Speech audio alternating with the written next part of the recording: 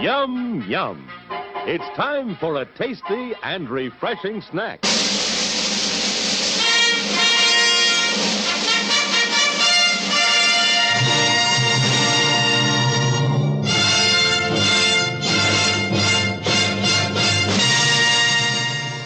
You know who I can do without? I can do without the people in the video store. Which ones? All of them. They never rent quality flicks. They always pick the most intellectually devoid movie on the racks. And now, on with the show. Coming soon.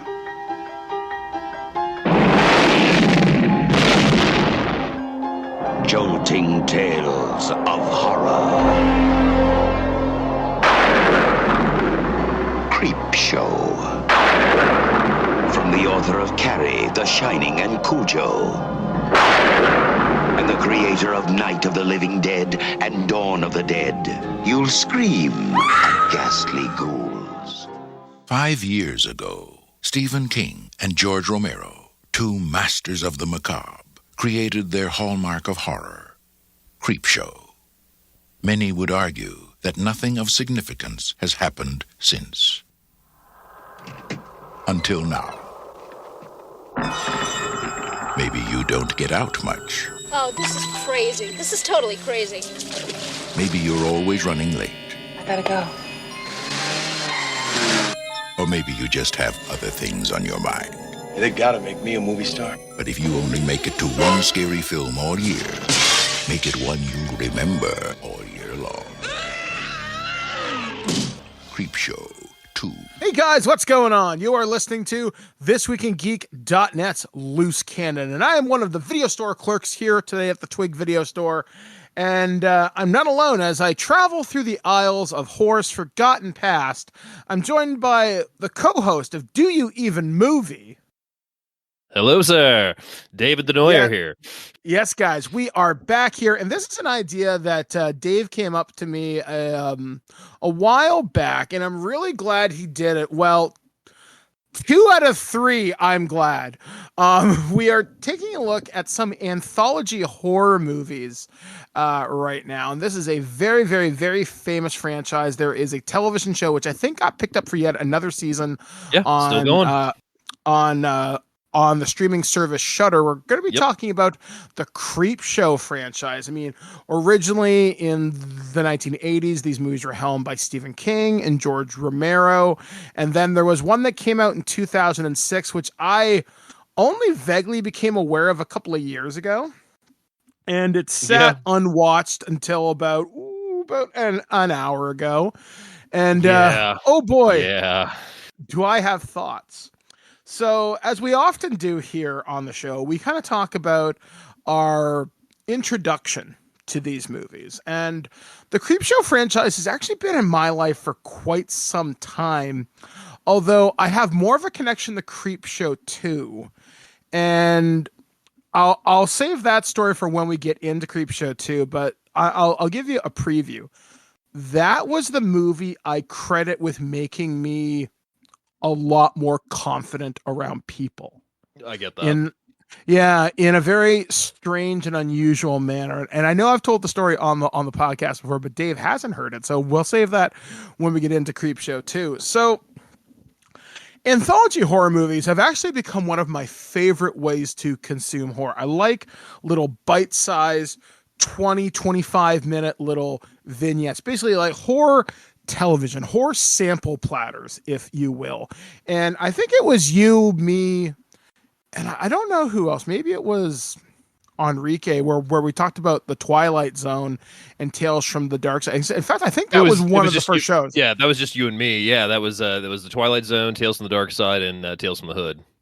Yeah, and we really enjoyed those movies, and definitely those movies are definitely worth checking out. Yeah. So go back in our archives and you'll be able to find those. So Creepshow is one of those franchises I saw I saw the first one when I was in high school. And I remember renting the VHS tape to this. Again, very iconic cover. And I just remember thinking this movie is so unbelievably charming. And at that time, when I was watching movies like this, I had no idea Leslie Nielsen had done anything besides The Naked Gun. I had only known Ted Danson from Cheers and a lot of the other character actors from those movies. I think at that time, the only Ed Harris thing I'd seen was probably Apollo 13. So yeah, I probably saw Creepshow probably around 96, maybe 97 at the earliest in my life. I know I saw it during high school, so definitely before 2001. And it just became one of those things like, I want to see more. And then I think that's how I found Tales from the Hood. And I think that's where I found, I know I didn't see Tales from the Dark Side till I rented it on zip.ca. For those Canadians to know what I'm talking about, bless your hearts. And yeah, like it was something that I'd never seen before, really. Cause when you think of horror movies, you think of, okay, you got, hour and a half, maybe an hour, 40 minutes of thrills, chills, and kills. They're typically pretty low budget, not a lot of creativity other than, maybe Psycho and Mask or Dream Demon, as you and I both love. But it was something where shorter horror stuff is stuff where you can really experiment with. And with Creepshow having so many interesting people behind it, like I said, King and Romero, again, really caught my attention. So Dave, where does your history with Creepshow start? So my history of the Creepshow starts, I want to say I was probably single digits. So I was probably like 6, 7, 8-ish. And I was staying at my grandparents' house, and this was also the day that I decided that I was going to watch Stephen King's It, because Stephen King's It was on Lifetime that day. Yes, Lifetime was showing Stephen King's It. They showed a lot of interesting stuff when I was growing up compared to now. And TNT had Creepshow on, and I think the Twilight Zone movie was on Sci-Fi. So like I had like a horror lineup that my grandma was like, this is on, and this is on, because I told her I was going to watch it today. And she, she was all for it, and it was fine with it and everything. And it became a thing of me changing back and forth between it and Creepshow, because Creepshow was the more active one of the series, and I love Stephen King's It. We'll have to have a discussion maybe in the future about that 100%. particular miniseries, along with some other of King's work. But I love Stephen King's It, but Creepshow just had my attention from that first story of Father's Day, and just the general eeriness of it, and it was spooky. It was an R-rated movie that I was watching that, that happened not super commonly, but it wasn't something that like I was fully not allowed to. Like my parents were pretty chill for the most part, but it was just something that I immediately latched onto.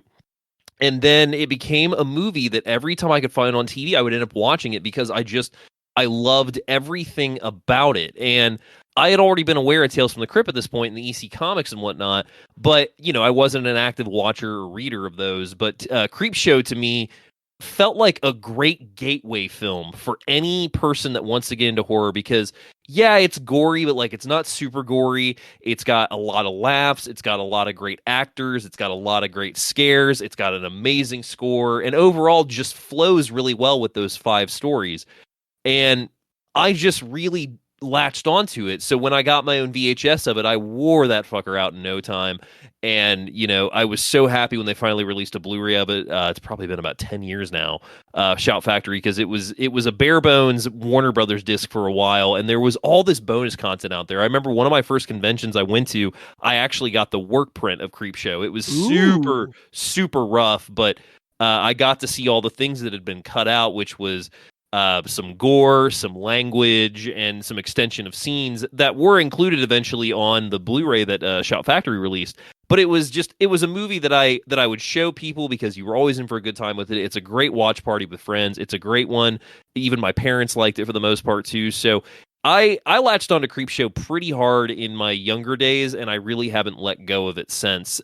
Which is funny, because as we get through this episode, Creepshow was the one that I really only held on to I didn't really get until Creepshow 2 until about I would say maybe a decade ago.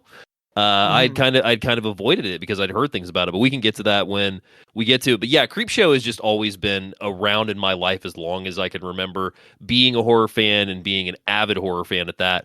It was one of those movies that just seemed to hit every note in the most perfect sentiment possible. Yeah, and it's the thing that I think I enjoy the most about the Creepshow movies is they're so varied. Like, no two stories are alike. Yeah. And one of the things I noticed, especially with the first two Creeps movies, but definitely with the first one, the first movie is almost 2 hours longer, might be just a little over. I think it's just at 2 hours. I actually have it pulled up right now. It is 2 hours exactly. And it goes by so fast because today, before we typically do the show, we tend to find ways to rewatch these movies unless our memories are super hardcore with them. Yeah. But I'll never find an opportunity to turn down to watch Creepshow. And absolutely. I was a little worried I wouldn't have time to do it because I was going to watch these all last night, but I was super tired. So I watched them all this afternoon with my buddy Liam. And I never realized just how quickly time passes. You're never bored during the first one and during the second one. The third one, but there are just so many things about Creepshow 1 where you get invested enough in the characters, you get enough background for all of them, where your mind starts to churn things over. And I was kind of re-ranking these stories today in terms of ones I didn't like and didn't like. As a child, I didn't really like Father's Day. But now that I've had a chance to re-watch it, I like it a lot more.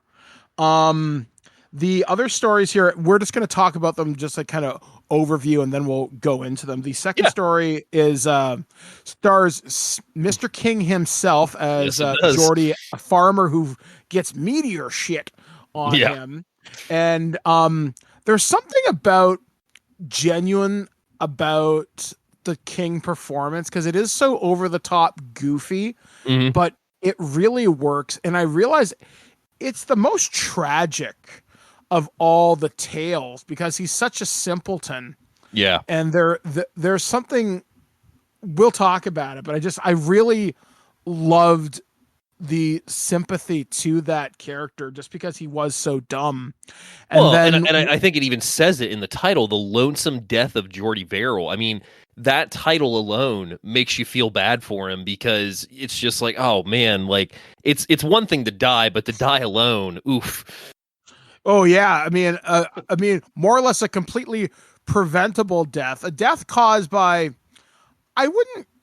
curiosity plays a part of it, but definitely being greedy. And that's the thing, like Creepshow is like Saturday morning cartoons for psychos because there's always a morality tale attached to them. And the best horror can do that without, beating you over the head with it, like say the Friday the 13th movies, like don't go into the woods and have underage teenage sex because some psycho will come out of the woodwork. Where here, not everything you find should be sold, or treat people in your life better even if they don't treat you good. Take responsibility, sort of thing. And the next one is The Crate. Again, one I was never a big fan of until rewatching it today. Something that tied you over comes before The Crate. Oh, okay. Sorry. I'm going off of the Wikipedia article and I'm thinking, I don't think this appears in this order. Yeah, no, it doesn't. And then the one that I really realized how uncomfortable it made me today was called They're Creeping Up on You. It's basically creeping up on you. Oh my God. Yeah. The bug one. Like, I hate fucking bugs, like in the worst way. Oh my God. Okay. So the reason I hate bugs, and I might've told this story on the podcast years ago, but I was living in my first or second apartment, and I think I'd broken up with my fiance at the time or longtime girlfriend, either way. So I'm living by myself. So I'm probably not the best housekeeper at this time. Mm-hmm. And my grandfather had bought me a watermelon. And I didn't think anything of it. I left it on the counter, just assuming it'll be fine. Little did I think that time passes. So one day I'm cleaning up my kitchen and I'm thinking, all right, I'm going to clean things up. It's probably about time I clean this dump up. I've got ladies coming over. So I pick up this watermelon, Dave, and I didn't know that this could happen. It had rotted to my kitchen counter. So it exploded all down the front of me. Oh God. That's not the grossest part. Yeah. It was filled with fruit flies. Oh Jesus. I got a face full of it. So literally it's like I was living a fucking horror movie. I'm like, sounds like it. Oh my God. I screamed. Like it was like the Ned Flanders scream of it was so terrifying, and I have not touched a watermelon since 2001. That is how much that traumatized me. Yeah, can't say I blame you. Yeah, so meat, bugs, ew, yuck. And then as a kid, I remember seeing an earwig fall from. I was camping with my friend Quincy in one of those pull-out camper things, and an earwig had fallen from the ceiling down into his hair and down through the back of his shirt. Yeah. And again, that just creeped the fuck out of me. I hate bugs. I hate spiders. You want to disturb me? Show me a picture of a centipede. It is, oh my God. I hate bugs. I don't mind them on National Geographic because that's perfect and safe, and they are probably long dead by now. Yeah. But I just, can't do it. So let's go through the plot of each of these stories and we'll see what we liked and didn't like. So let's start off with the first story, Father's Day. Dave, take it away. So before we get to Father's Day, we have to explain what sets Creepshow up for you to device. For you to be fuck yeah from the start. And it's basically Tom Atkins is a father who catches his son Billy with a Creepshow comic, and he is not happy. Like he's like, this is garbage. Like, why are you reading this crap? I can't believe like you're wasting your time with this. So he takes the comic and he throws it in the garbage. And he's all like, that's why God made fathers, babe. Like he's telling his wife, she's like, I think you're a little hard on him. And he's like, no. He's like, do you want him reading that crap? Upstairs in his room, Billy is like, I hope you rot in hell. And he just gets this smile on his face. And we look, and there's the Crypt Keeper outside of his window. And that's the opening to Creepshow, followed by some of the best music score by John Harrison and some amazing opening titles that are the comic scenes from the comic, because the way the movie's set up is we flip through the comic. So before each story starts, we see the panel, we see the breakdown, just like Tales from the Crypt did. So you immediately are sucked into this first story of Father's Day, which is this waspy family is getting together on Father's Day for a nice ham dinner, and there's been some major bullshit in this family. I mean, is that fair to say what you would call it? Yeah, because like, Dad, it's a comic book. Fuck off. And this guy goes hard. Like he's like an alcoholic. He's abusive in more ways than just physical. Like this guy should not be having children, and he comes from probably that my greatest generation. Like this is probably like his dad. He sits down with his beer. He has his "That's why God made fathers" line, babe, and he thinks that he's done well. And Tom Atkins, I mean, just completely opens this film owning this dickhead dad role. Like it's so much fun to watch Atkins, because all the character work that he does is just so much himself and just him having fun, but him also doing the script as it's given to him. And I mean, we should also mention that Joe Hill is Billy. Stephen King's son is the kid in the very beginning, and that is at the end as well. That's Joe Hill, the famous writer of Nosferatu, Heart-Shaped Box. That's a young Joe Hill as Billy in the beginning. Mm-hmm. Who was credited at Joe King at the time. My apologies. Which I thought was kind of a clever way to get your kid involved. Oh, yeah. Just like just to have something interesting like that in there is, again, you don't have to be an asshole in the show. Favoritism, it's a simple rule, and the kid did. And also, we should point out the fact too that at one point Atkins does slap the kid, and I've watched Just Desserts, which is the Making a Creepshow, which is a great documentary. I recommend if you can get a hold of it. But they talked to Atkins, and Atkins went up to Stephen King before shooting because Stephen King's on set for most of the movie because it's his stories along with Romero, and he's like, Steve, I don't know, like it's your kid, like do you want me to? Steve's like, oh no, I hit the little fucker. So I mean, he didn't mean it like sincerely, like he wasn't being serious, but like in that Stephen King style, like the way he says it, you're just like, oh no, I could totally see Stephen King saying that, and it's just that dynamic setting up your story. So you've got this whole family on the outskirts, and then we get to the first story of Father's Day, which is this family meeting on Father's Day, but there's been tragedy in this family, and one of the family members, which I believe is now I'm blanking on her name. Is it Bedelia? Yeah, Bedelia. Bedelia. So there's Sylvia Grantham is the main story point, and she's got Richard, which is her nephew, her niece Cass, and then Cass is brought on her husband, which is Hank, played by a very young Ed Harris. And then you have Bedelia, who is late to the party, and they get into the story about Bedelia, how she murdered her father on Father's Day, and it got covered up because her father was abusive. He had murdered her fiance or her husband, and she was just so tired of his shit that she ended up killing him, and they covered it up.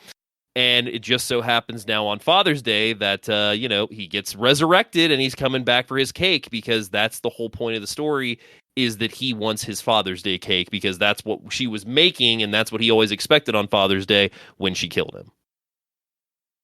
Yeah, and it's such a simple setup, but it works so well because... Oh, it totally does.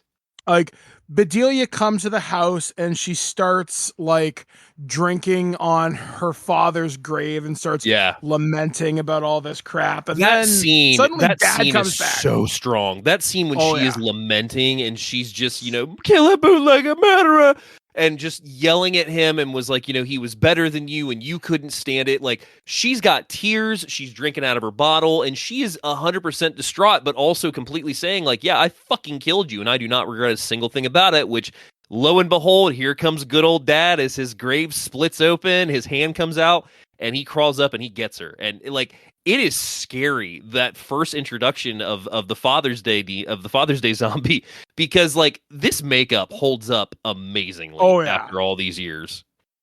Which, like that's the thing. I think the Creepshow team had an amazing special effects team behind it, like Savini, and it's just when a practical mask and application can be done really well, like it can literally transcend time. Yeah. And it's such a disgusting makeup. When I was hanging out with Liam today watching this movie, the only thing that you could maybe add to that mask might be to add like some live maggots to it, or worms, some mealworms. Yeah. No, absolutely. And the one thing that really sets Creepshow apart from a lot of movies nowadays are these practical effects. I mean, when we get to the last story, they literally use 20,000 cockroaches that are probably at the end of the documentary. They even say like, there's probably still some in there today. Like, we hear stories about all the time because they didn't even catch them all, because you can't when you release that many. Yeah, no, it's fucking gross. Yeah, but yeah, like it's just pretty astounding, some of the things that they like kind of do in this. And one thing, maybe you can shed some light on this for me. Mm-hmm. Is it true that the ashtray that shows up in this constantly shows up through the Creepshow franchise? It's possible. I read that actually for the first time, just this time looking up stuff for the show, and it's possible. I haven't looked into it close enough, but it wouldn't surprise me. I think, prop placement in Easter egg style of things is something that I think a lot of films were doing when it became a popular thing. Not saying that Creepshow, knew about it then, but it would not surprise me at all if that's just a little, Easter egg that even they just did for set dressing. But at the same time, there's just so much going into this movie that it takes multiple watches to catch everything. Like you were saying, the whole thing about how it's such a simple setup.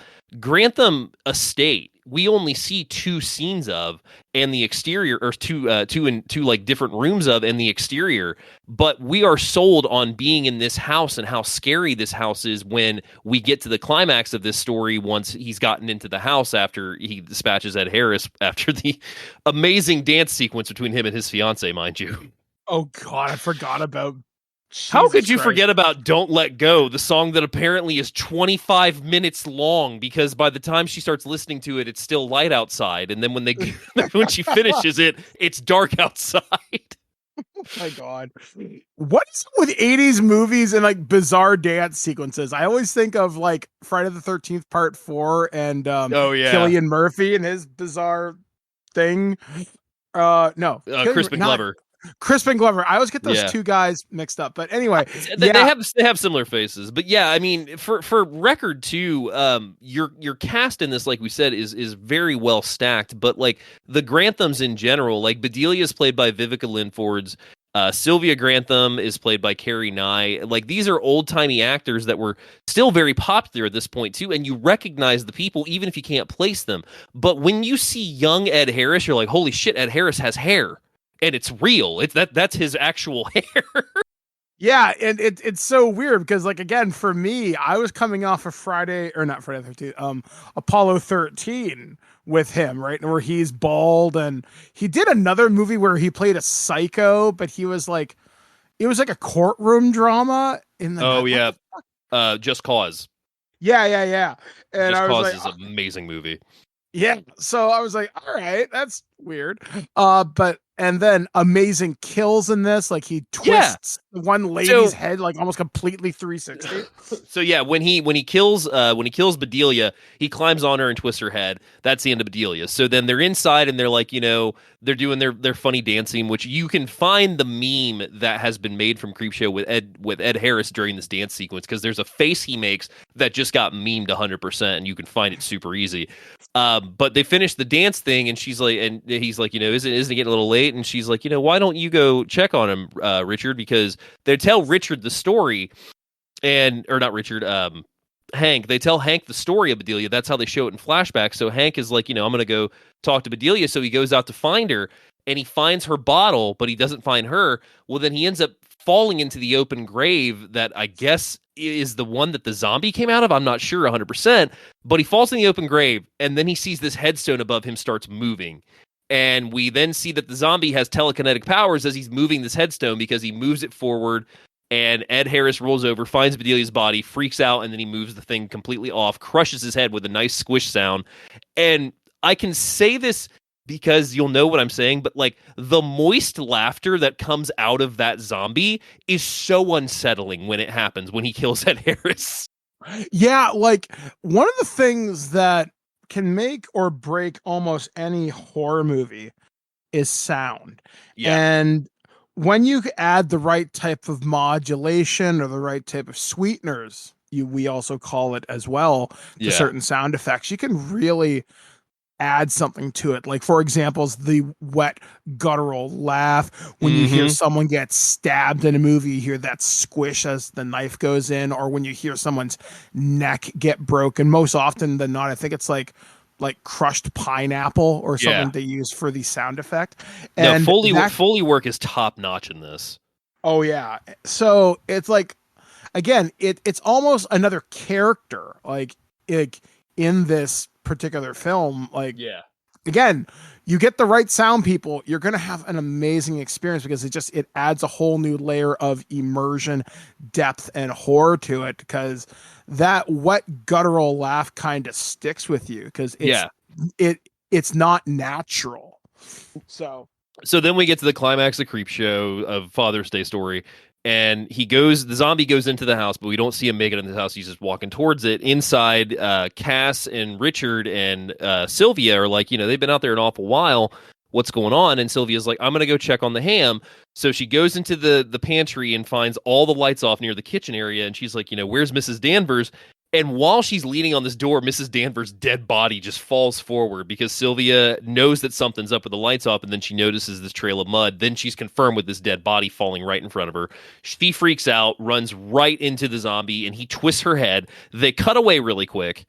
And that's when, Cass and Richard realize that, like, okay, something's up. She's not coming back. I'm scared. So they go out into the pantry and they see the footprints and the lights are off. And right as they go into the kitchen, here comes the zombie out with his cake, which is Sylvia's head completely torn off, ripped onto this platter with some cream and some candles on it. And he's like, it's Father's Day and I got my cake. And they do the thing that I love at this point, which is they play with the color and the lighting of this movie so hard to replicate the comic that when there's scary moments, all this neon red is thrown at people and the colors change and switch to the comic style, and then they go between the comic animation. I love that style that this movie brings.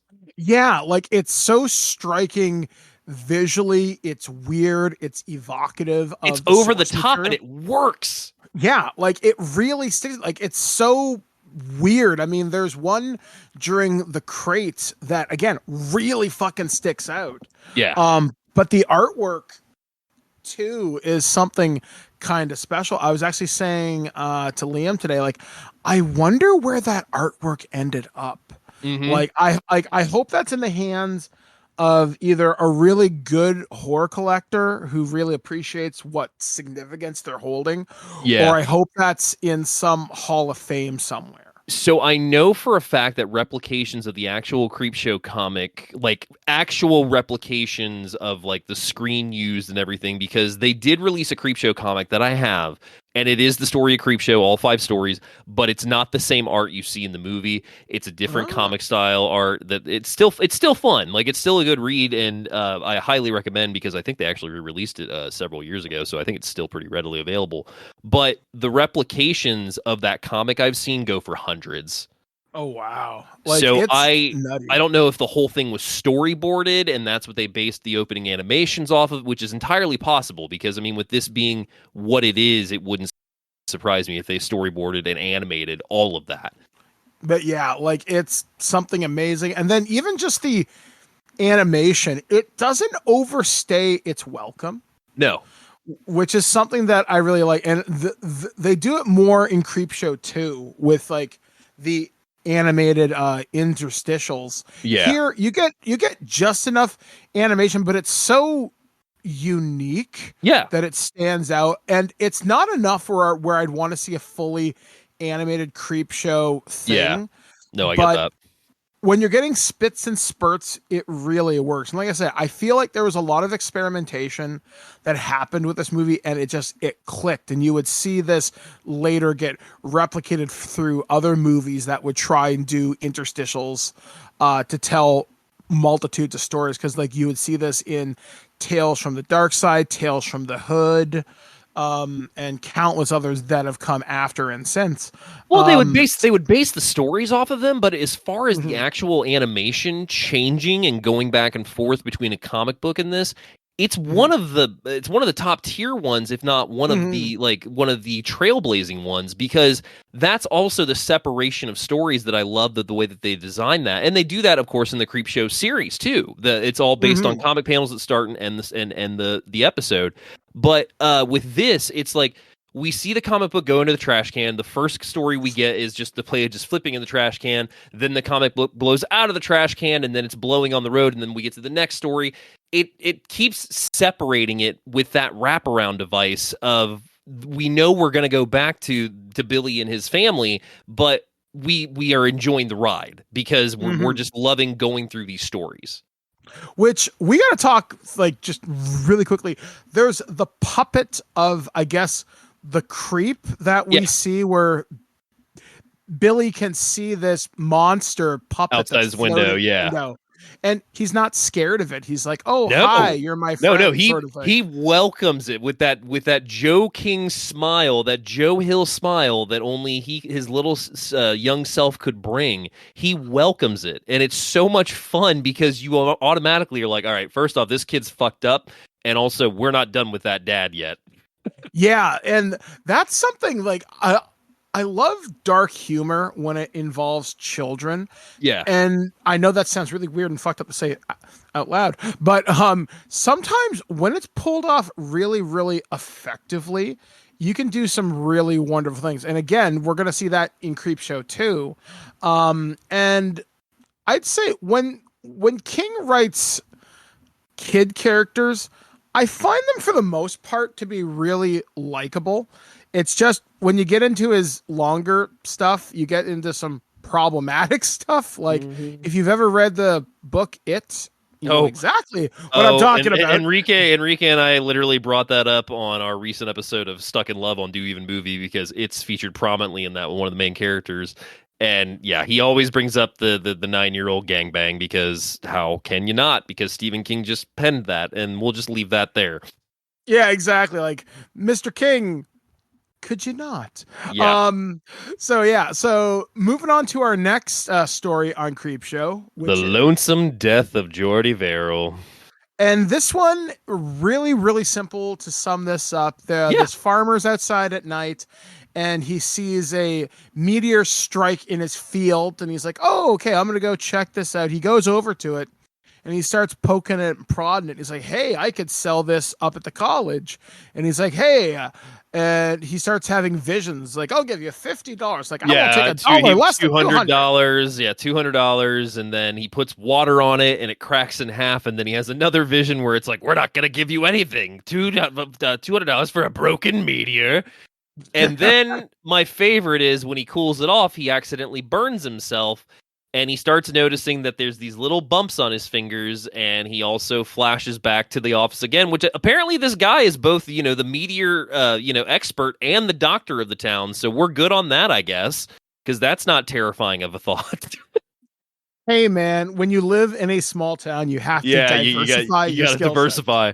Exactly. So, yeah, the story of Lonesome Jordy Verrill is just he realizes that this meteor has spread this alien plant over his area onto him, literally, like on his land, on his body, and everything is growing by the minutes. And by the end of the story, he's become a giant plant and blows his head off.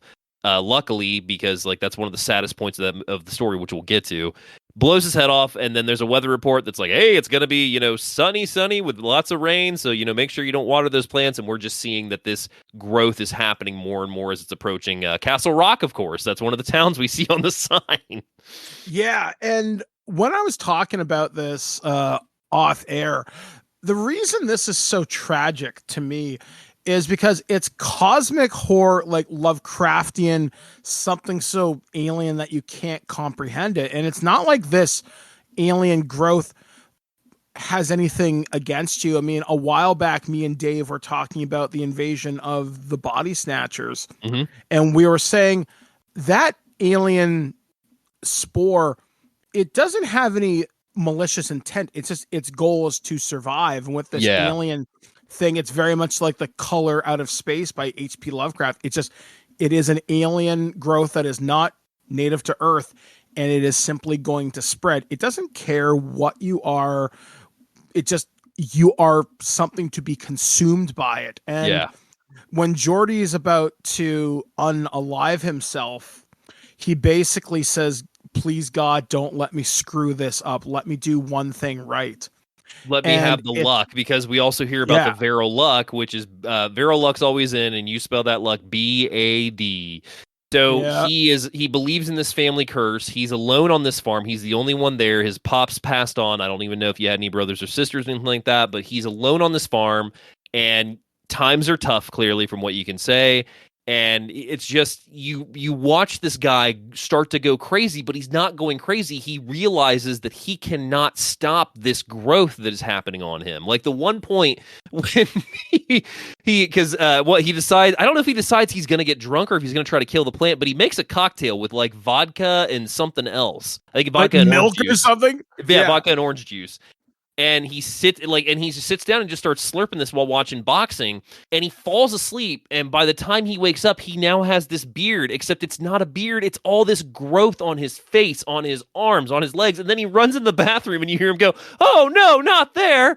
So then you know it's also on his private. So it's like, it's so hilarious and sad at the same time because it literally is a lonesome death. Like he can't prevent anything, nobody can help him, and he's quickly realizing that there's no getting away from this, especially when he takes his bath. Yeah, like he has this vision of his father who says, "Jordy, you get in that bathtub and you're a dead man." Yeah, you're signing your death warrant. And King has just this moment where he channels this loneliness and this sadness, and he's like, "But Daddy, I'm already a goner." Yeah. And it's where like he kind of accepts his fate. Like he knows it's going to be game over, and it's going to be game over soon. And again, it's the goofy fun tale of the Creepshow franchise, but it is so utterly tragic because this guy full of he tragedy. didn't do anything wrong. He's just a wrong guy, wrong time. Yeah. And he wouldn't hurt a fly. And I get just the fact that cosmic horror can come for us at any time, in any place, under any circumstance. And it doesn't matter how good of a person you are. If you happen to be in, I guess, the proverbial way of this force of nature, it will too consume you. Well, and he's just so full of despair. That's even shown in his flashbacks, except for the one where, he gets his $200. He immediately knows that like he's not going to get any money for this mirror when he has the second one. When he has the third one, when he realizes the shit's growing on his fingers, and he opens that door, and that doctor's just rolling by on that chair with that giant hypodermic needle, and then he's looking at his fingers. He's like, "Well, I'm sorry, Mr. Vero, but these fingers are gonna have to come off." And then the doctor just becomes this sadistic guy. As Jordy realizes he's going to lose his fingers, and we see him taking out this giant blade, and he's like, "This is going to be extremely painful, Mr. Vero." He has a sinister view of everything. And that is the saddest point of it, is that once he realizes that there's no going back, then yeah, he's totally going to take his life. And that's what's kind of even funny to me in that sense, because he starts out so bubbling like a dimwit a little bit, because one of my favorite things, this is completely stupid in regards of what it adds to the story, but one of my favorite things that was cut that I got in the work print is, the scene after he has his second he has his first one, and he's like, got to cool son of a bitch off. That'll be the ticket. He says that'll be the ticket after coming back from his first flashback, and they cut out where he goes, "You fucking A right it is." And hearing Stephen King say that as Jordy Vero was just so much fun, because it was just like, oh, like I've been there. Like I know what that feeling is like, just with that simple thing. But with that being deleted, it's kind of like you don't really get much of the bubbly side of him as much, except for the meteor shit and the how much they get from out of college and all that stuff. Like in the very beginning, once we get inside his house, it's just despair from that point on, because we see how he's living, we see how he's treating himself, and you just get this general sense that like, oh yeah, he's broke, because he even says the thing about the bank loan, so he's probably going to lose his house soon too. So it's just, there's nothing but tragedy in him. So when he gets into that thing where it's like, please God, let my luck be in just this once, you cheer for somebody unaliving themselves, but also then you are treated with the fact that like, oh, a lot of other people are about to have a really, really bad day. Yeah, because like we don't know how quickly this is going to spread. And this made me think of John Carpenter's The Thing, which I think came out the year before or the year after this. And when they looked at how quickly the thing could spread over the earth in like a matter of months. Oh yeah. Think about how fast this growth is spreading from the Verrill farm. This could consume the Castle Rock area in probably a matter of days. And could probably even cover the United States in the matter of less than a couple of months. Like, I mean, it's scary. For that fact, it's basically like The Mist, another great Stephen King adaptation. Yeah. So, and again, simple person confronted with cosmic forces beyond their comprehension. It's kind of astounding. And I think this is probably, of all the stories, this is probably my favorite in Creepshow 1. And like I said, for a long time. Okay. Yeah, and it's weird. And it's because when I reflect upon it being older, now being a writer in a creative field, because I've done stories for Weekly Spookies and I've done stuff for like Star Trek, I'm starting to look at my writing in a different sense, like trying to add emotional depth to these characters. And there's something I'm currently writing right now where there's this character who basically has this huge fight with this super powered thing, and one of the people she's allied with gets hurt really badly, and to the point where this person doesn't realize that they're dead. Like they're like, there's nothing I can do to help you. And I forget precisely what I was watching, but someone says, "Can you stay with me until it's over?" And I get the feeling Geordi would be the same type of character where if he had a friend, he would ask them like, "I know I don't have a lot of time left. Will you stay with me?"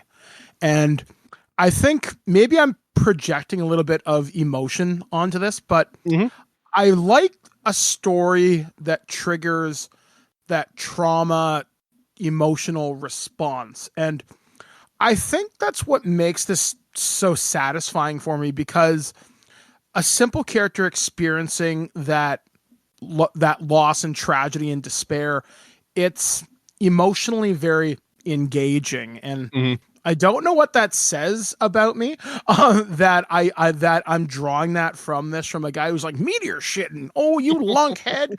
But at the same time, as you mentioned, like, God, just let the luck work for me just once. That is utterly heartbreaking. It's devastating. And we don't know that it's coming for us too. So our next story on that cheery note is... Oh, that cheery note, yes. Something that tied you over, and you said that this is one that you're not a big fan of. Is that correct? No, it was The Crate. Although for the longest time, for the longest time, this was my favorite story. But when I watched it today, I liked the performances more than I liked the story. And what I mean by that is Leslie Nielsen, because a while ago, depending on when you're hearing this recording, Carl Weathers has passed away recently.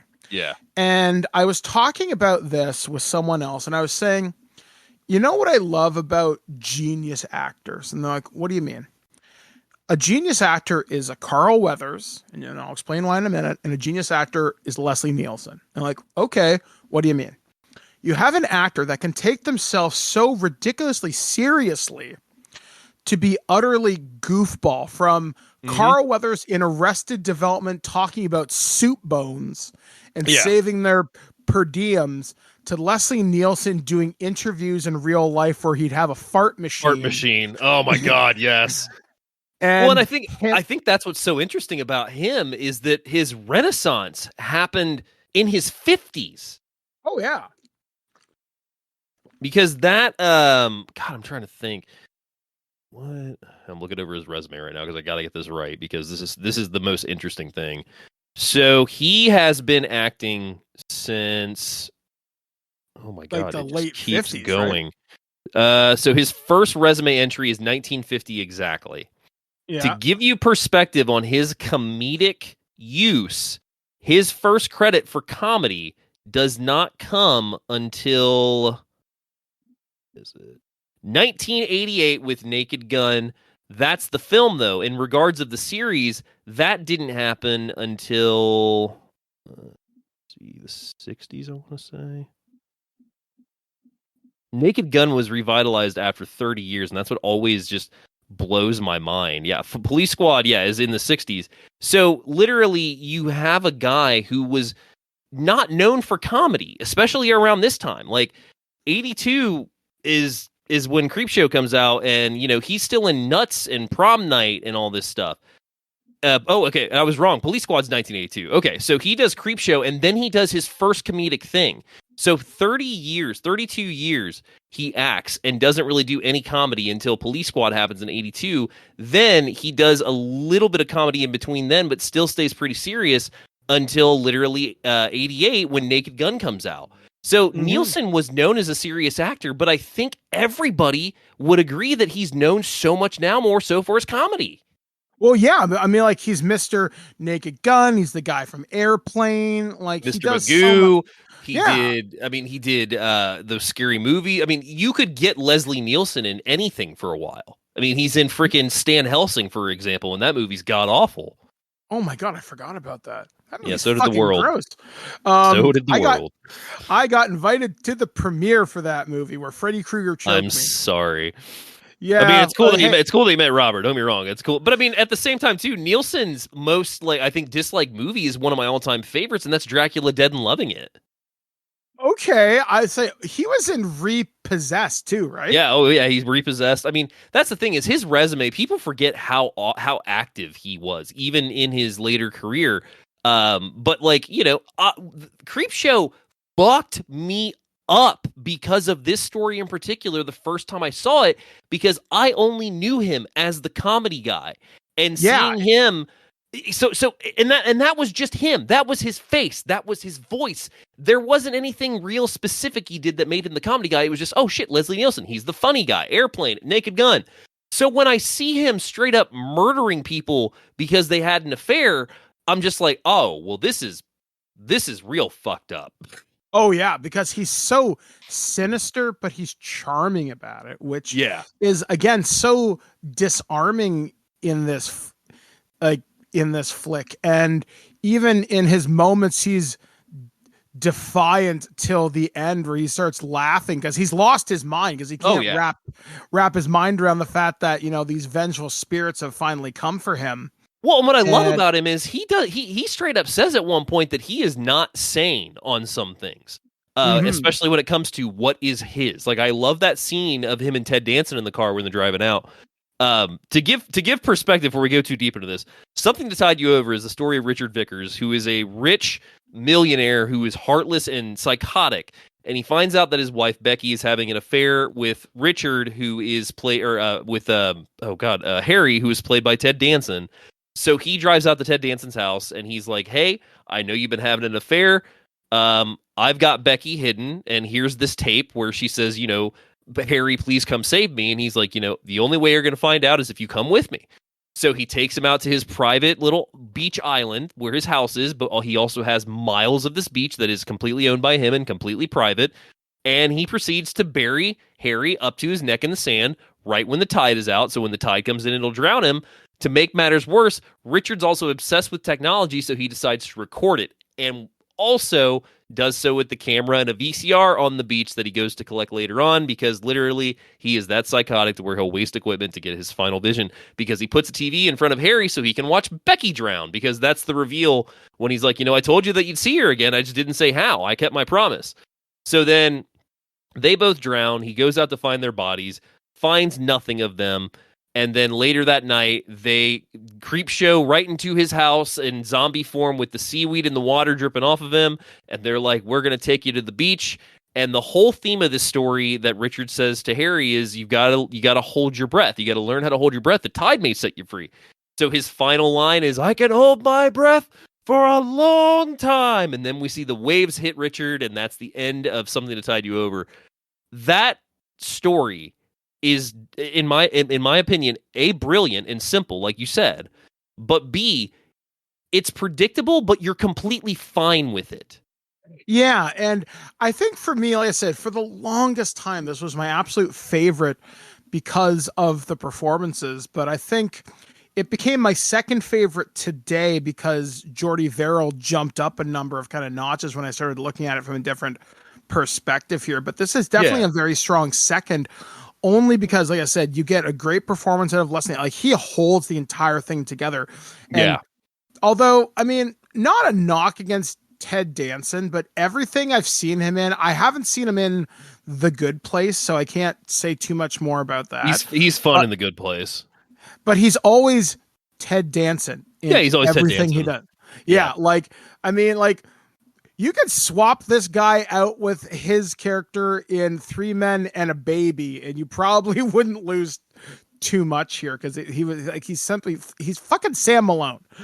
So, and then again, it's just a really interesting story in the fact that, you know, he kills these people and revenge is going to get them. And you wonder how they came back as them. Because again, creative mind starts thinking, I'm like, did Ted Danson make a deal with some sea god, or is it just like I was killed by the sea and now it's granted me the power to come back and avenge my death? And again, just that's how my mind works, is, you know, what happened? What didn't you see to lead us up to this point? That's why I like prequels and side stories to so much of my established media, because I always like to know the nuts and bolts. While it's not necessary all the time and arguably not always good, I like to think about that sort of thing. But the special effects for this were great. The underwater rotted zombies, like, it was just weird. I mean, they look closer to sea hags from like Dungeons and Dragons. Oh, they're gross. Like,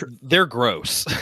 Yeah, like they look waterlogged. And when Richard shoots them with his gun, he shoots Ted Danson in the head, I think. And the water comes out with the blood. Yes, I love it. And it's like, holy shit. And that's, again, the power of good special effects to make that look great.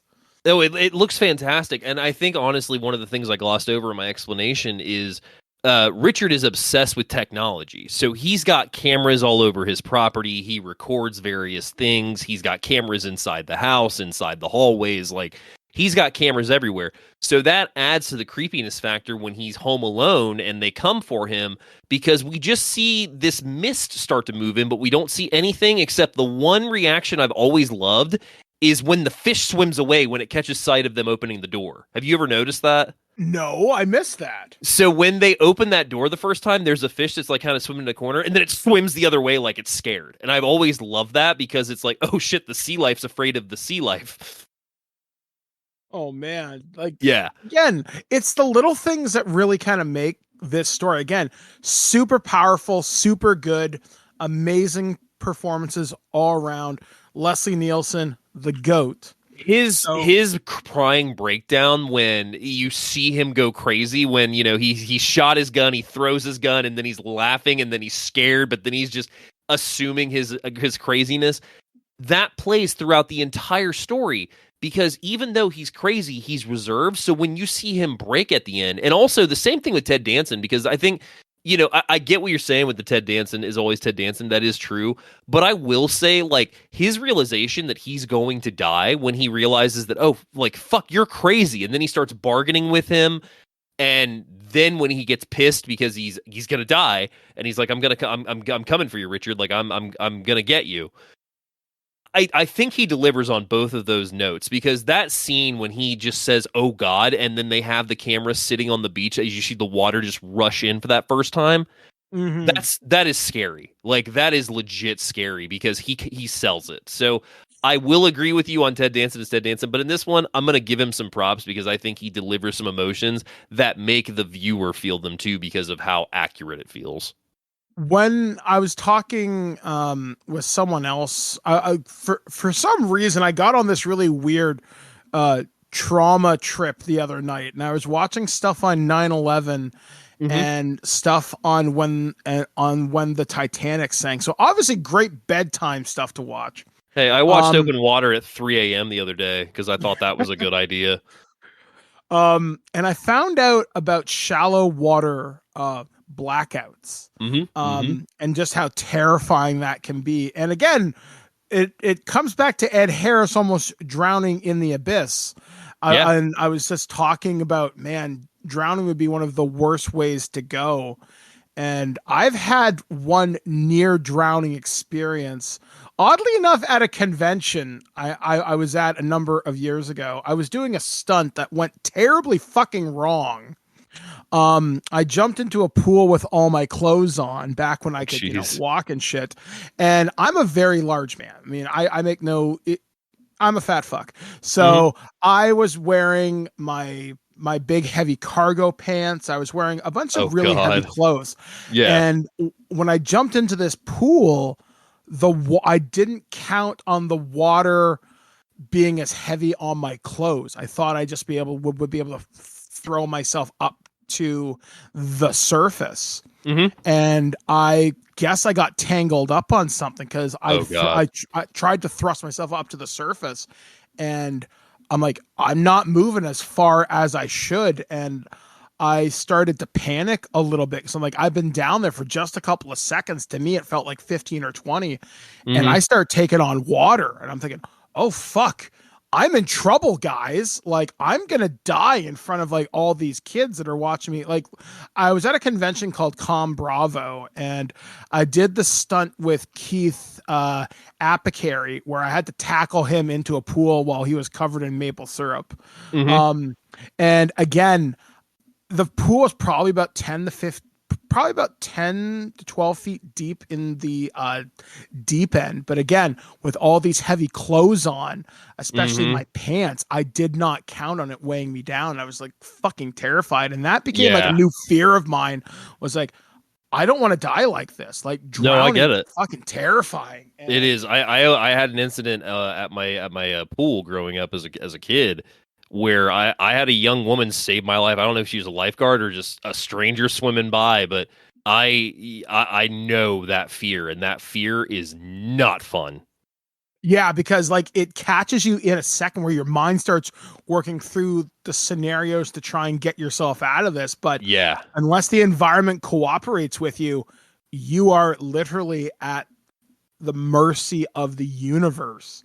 And for Ted Danson's character to be buried and realizing, I can breathe, now I can't. I can breathe. And also to sell that with his general distraught, like I said, Nielsen places a TV in front of him so that he can watch Becky drown. Becky, by the way, played by Galen Ross of Dawn of the Dead. Yeah, Dawn of the Dead and Mad Men fame. Those are her 3 acting credits, because she's more so known for a producer and writer, according to IMDb, last I looked. But the famous Galen Ross of Francine of Dawn of the Dead, she plays Becky, and we only see Becky through that TV screen, which of course shorts out as the water gets closer. But we watch Becky start to have her tide experience before Harry does, and he gets to watch her drown and plead and cry because she's alone. Like, Nielsen's not watching her except for on the camera, and now he's watching her too as he's about to have the same fate. So it is a really dark story in regards of thinking about the way he's dispatching these two people, so that once you see him get hit with that water at the end, after he's all like, I could hold my breath for a long time, and then that wave just hits him and his eyes widen. I love that shot. It's such a really weird dark. Although that shot where like the water hits him and it transitions to the comic book page, that's the only piece of artwork where it looks a little goofy. Oh yeah, no, it absolutely does. Just because, like trying to make Leslie Nielsen look scared is hard because he has such a cartoony, happy rubber face. But yeah, I mean, ultimately a fantastic story. My second favorite of the Creepshow one. So going into our next story, what do we have? Before we wrap up something to tide you over, I do want to talk about something real quick, and that's the shot of Ted Danson in the water with the red glow around him. That's weird. Dude, okay, so first off, the shot itself is like we see him literally encompassed by this water, and a bubble comes out, and you see that he no longer has any air, so he's about to die. And then this red glow starts around him, it's very mysterious, but it also gives you the impression that like the dark forces are taking hold, and that like that's how he's going to become a zombie, basically. But the shot itself is super impressive because it looks like his head is literally just underwater in an ocean. And the way they did it was he was in a scuba suit, and they fed him an air tank right before the take. So they would give him air. They'd put their hand in, put the notch up to his mouth, and he'd take his air, pull back out, and then they would shoot the scene. He's in a scuba suit with his head basically in the bottom of a tank that has fake sand and whatnot over it. But also, he cannot get out of that tank without completely destroying it. So he's trying to retain his composure and everything. So they're doing the shot, taking the water with him, and everything went smooth from what he said. But he said he still has memories, or like still has dreams about that scene because of the claustrophobia he had of the drowning as well. Mm-hmm. Yeah, I mean, I can't imagine working with water in anything. So that's a flat fuck that. Yeah. So moving on to our next story, we have The Crate. And The Crate is the story of Hal Holbrook, who is playing is it Stanley? Oh shit, I can't. Not Stanley. Oh my god, I'm trying to think of what Wilma calls him. Oh Billy? my god, Dexter is his friend. Yeah. Billy. Oh, such and such. What would you do without me? Oh my god, why can't I remember his name? Oh, Henry. I wanted to say Harry. Yeah, Henry. Jesus, I'm sorry about that. That was a brain flop there for a second. So the story of the crate is about Hal Holbrook, who is playing Henry, and he is a teacher at a university with his wife Billy. And the story starts as we see the janitor at Horlicks University, and he's flipping a quarter, and his quarter rolls under the staircase, and he sees this crate under there that's dated 1834, and it says Arctic Expedition, June 19th, 1834. And so he calls Henry's buddy Dexter, and he's like, "Hey, did you know or what this is? Like, I found this." And he's like, "Oh, it's probably just filled with some National Geographic." And he's like, "No, like this is what the date says." He says, "All right, there may be something interesting in there, so I'll come over and take a look." So they're at this party, and Dexter leaves, and through the party, we see that Henry is having homicidal urges about Billy because he does not love this woman anymore because she is, all intents purposes, a bitch. She is a loudmouth. She is foul. She is very direct and not fun in that way. Yeah, she's crude. And she's also played by Adrienne Barbeau, who I've met and is the absolute sweetest. And I love Adrienne Barbeau. And she is so good in this role because, man, when we get to the point of her story. Anyway, so Dexter goes to the university and opens the crate with the janitor. And oh my God, there is a freaking ape-like creature in there with sharp fangs and razor-sharp claws that eats the janitor, pulls him into the box. We see gore and everything slipping out. And Dexter, of course, freaks the fuck out. So one of the students who was studying, I think his name is Charlie, has come back with the janitor's burger that he went out to get. And he's like, Charlie, you can't go down there. But like, this is crazy. Charlie, of course, doesn't believe him, goes down there. And by this point, the crate has slipped itself back under the steps. So it's back under the steps, and Charlie goes in there trying to get, he sees a boot of the janitor with a bite, and he's like, I'm going to get that boot and measure it.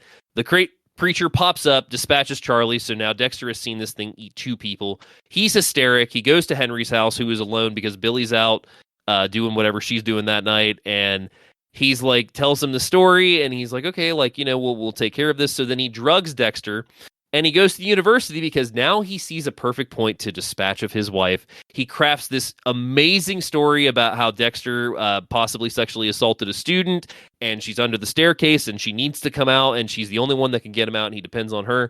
Billy, of course, in her stupor and her narcissism, drives out, and she goes under the staircase.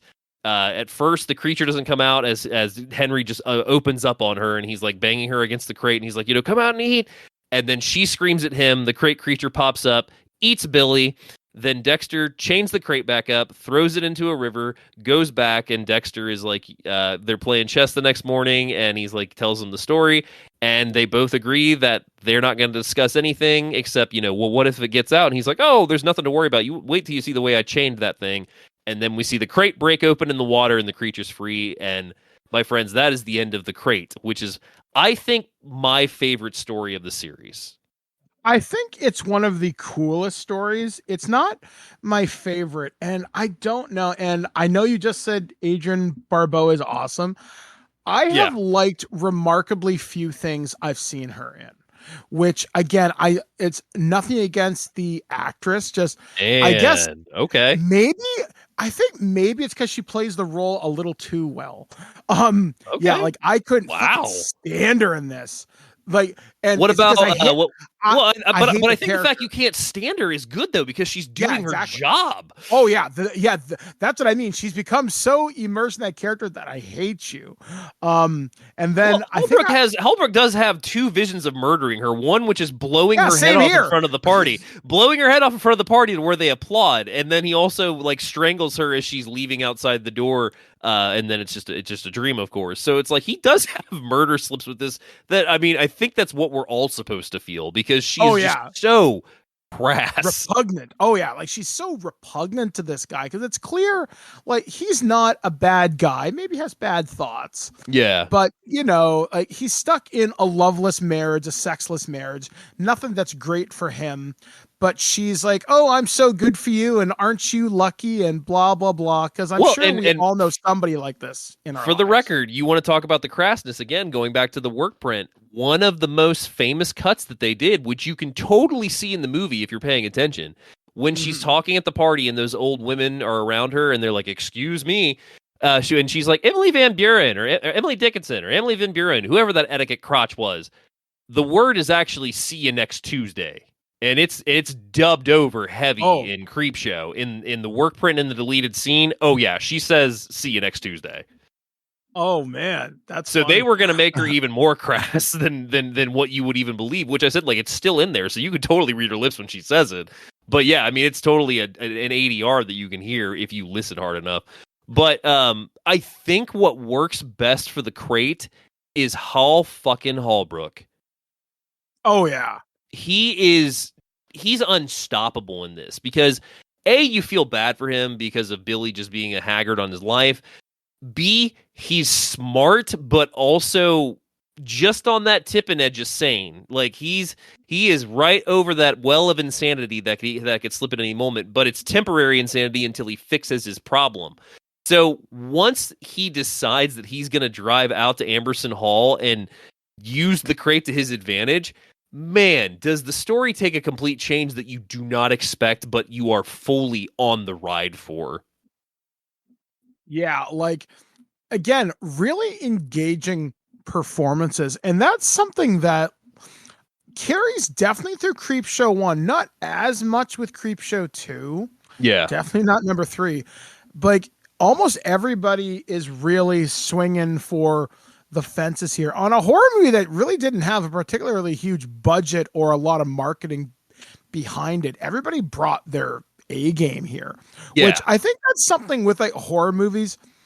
Some genre actors probably enjoy horror movies because they can have fun with it. It's an easy payday, but some people who don't get a chance to do horror movies very often, like your Ted Dansons, your Leslie Nielsen's, people like that, they can pull performances that can really, really surprise you.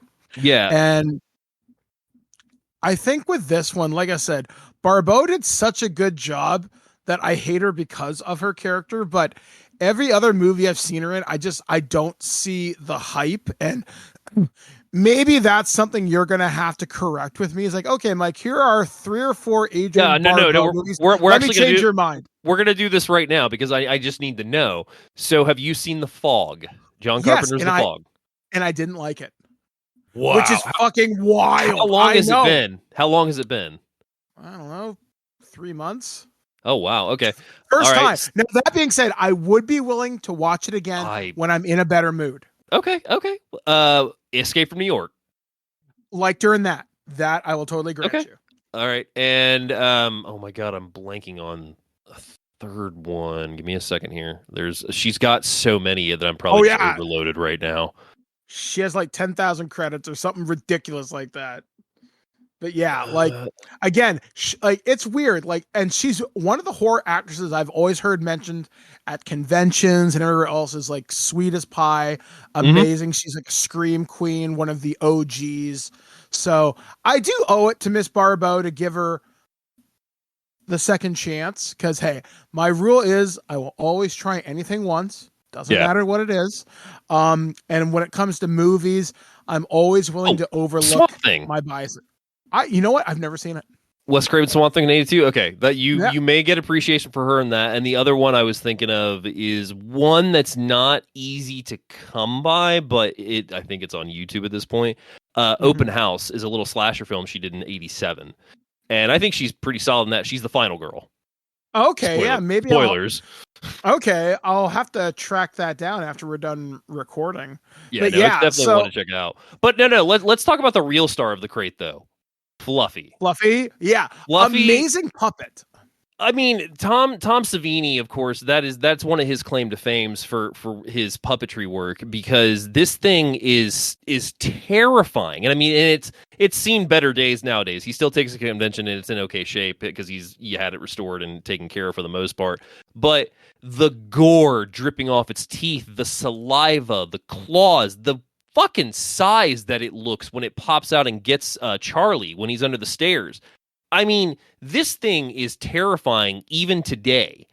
And it's probably the easiest one to pick because of it having the quintessential monster. Like, yeah, you've got the zombie in Father's Day, but Fluffy is a straight up monster. This is a monster story, and it's a damn good one because it's not about the monster. And that's what I love. Yeah, the monster is just a tool to get things done because the monster has no kind of stakes in this. It was chilling under the stairs doing its own thing. Now, I think for a 40-minute story, I think the crate has 5 minutes of on-screen time. Yeah, like it's not there a whole lot. Like it's a lot of setup, and I think the crate, it's the slowest one, but it earns the right to be slow. I think it's the longest next to Something to Tide You Over, because that's one thing that I also do love is the fact that you said the thing about how it just flies by. The first story is maybe 20 minutes, you'd say, right? Yeah. Father's Day is 20 minutes. Lonesome Death of Jordy Verrill is maybe 20, 25 minutes. Something to Tide You Over is about 45 minutes, I would say, if not 35. And then the crate almost feels like an hour segment, so it's got to be clocking right about 35, 45 minutes. And then they're creeping up on you is, I think, like maybe 20. Yeah, that one goes by really, really quick. It almost seems gets like quicker it need to be every time I watch it. Like, it gets quicker every time I watch it, because I remember the first time watching it, I was having that effect of the dread of like, oh man, this is going to get bad. Like, you just feel like it's going to get bad, which we'll get to it in a second. But going back to the crate, you are waiting to see what's going to happen, to the point that once everything is said and done, it felt like a miniature. It felt like a short film. And in a sense, it was, of course, because they're all 5 short films in a sense. But that feels like one of like the feature length short films. So I love the fact that one of the longest stories still flies by because of that effect that you have with the monster and the betrayal and the overall satisfaction of just a happy ending for this guy. That was a very messy happy ending, mind you. Oh yeah. But yeah, I mean, it's astounding. Like I said, it's fantastic special effects work, great performances all around. It knows how to build tension. It knows how to build character. And again, that's not an easy feat to do in a fairly short time. Basically, in the span of time it takes to tell one episode of television, it tells a fairly encompassing tale. Yeah. So our final story is the one that literally creeps me the fuck out, because I can't rightfully stand so. bugs. Rightfully so. Hit me, Dave. What do we got? So we are talking about They're Creeping Up on You, the story of a ruthless mogul played by Upson Pratt, and Upson Pratt played by the wonderful E.G. Marshall, who many will know as Uncle, I think Grandpa Art or Uncle Art in Christmas Vacation. Don't piss me off, Art. And he is a recluse who is also a he's like a stockbroker or something. No, I'm trying to think of his phobia. It's oh god, man, germaphobe. Germaphobe. Thank you. Yes, he's a germaphobe. And so he is in his nice apartment, and it is a penthouse apartment decked out in all white and huge lights and so simple. And he's got his jukebox that plays his records. And he's, I would say, a Howard Hughes type. He is doing all his business through the phone, and he's talking to these people, and you get a sense of this guy real quick because he is wanting to get somebody over his apartment because there's pesticides, and we're talking like 11:30 at night. So he's got these cockroaches in his apartment, and he's pissed. So he's trying to talk to the superintendent to get the exterminator out there. Also, he's dealing with his stocks and his business portfolio, and there ends up being a gentleman who takes his life because they basically bankrupt his company. So he ends up taking his life. His wife calls in, and she's like, I hope you die. Like, you are the guy who murdered. I don't understand how you can be this callous. And he basically says, well, I only go after the ones that gave me their neck and handed me the knife, the ones that fucked up. And he just has this cynical view of the city, and he's cynical with his workers. And meanwhile, these cockroaches just keep appearing in his apartment. And one of, I think, the most infamous scenes is he's eating his little bowl of grains that he's processed through his food processor, his little cereal. And you see him have a crunch, and then he goes into his processor and he's peeking around, and then there's one cockroach carcass, so then he empties the box out, and then the cockroaches all just come out in waves. They're coming from the sinks, they're coming from the toilet, they're coming from behind the jukeboxes, behind every crevice. Real cockroaches in the lights, in the ceilings, real cockroaches everywhere all over this apartment. So he goes into his panic room, and he's like, you can't get in here. This thing's 100% sealed. Like, I'm going to have you fuckers taken care of. Meanwhile, he gets a call on his phone, and he also notices that his little blanket on top of his mattress is moving in this safe room. So he hits the call, and it's the wife of Norman something. And she's like repeating herself, and she's like, Pratt, I hope you die. I hope you die. And it goes, I hope you die, as he lifts this blanket, and this room fills with cockroaches.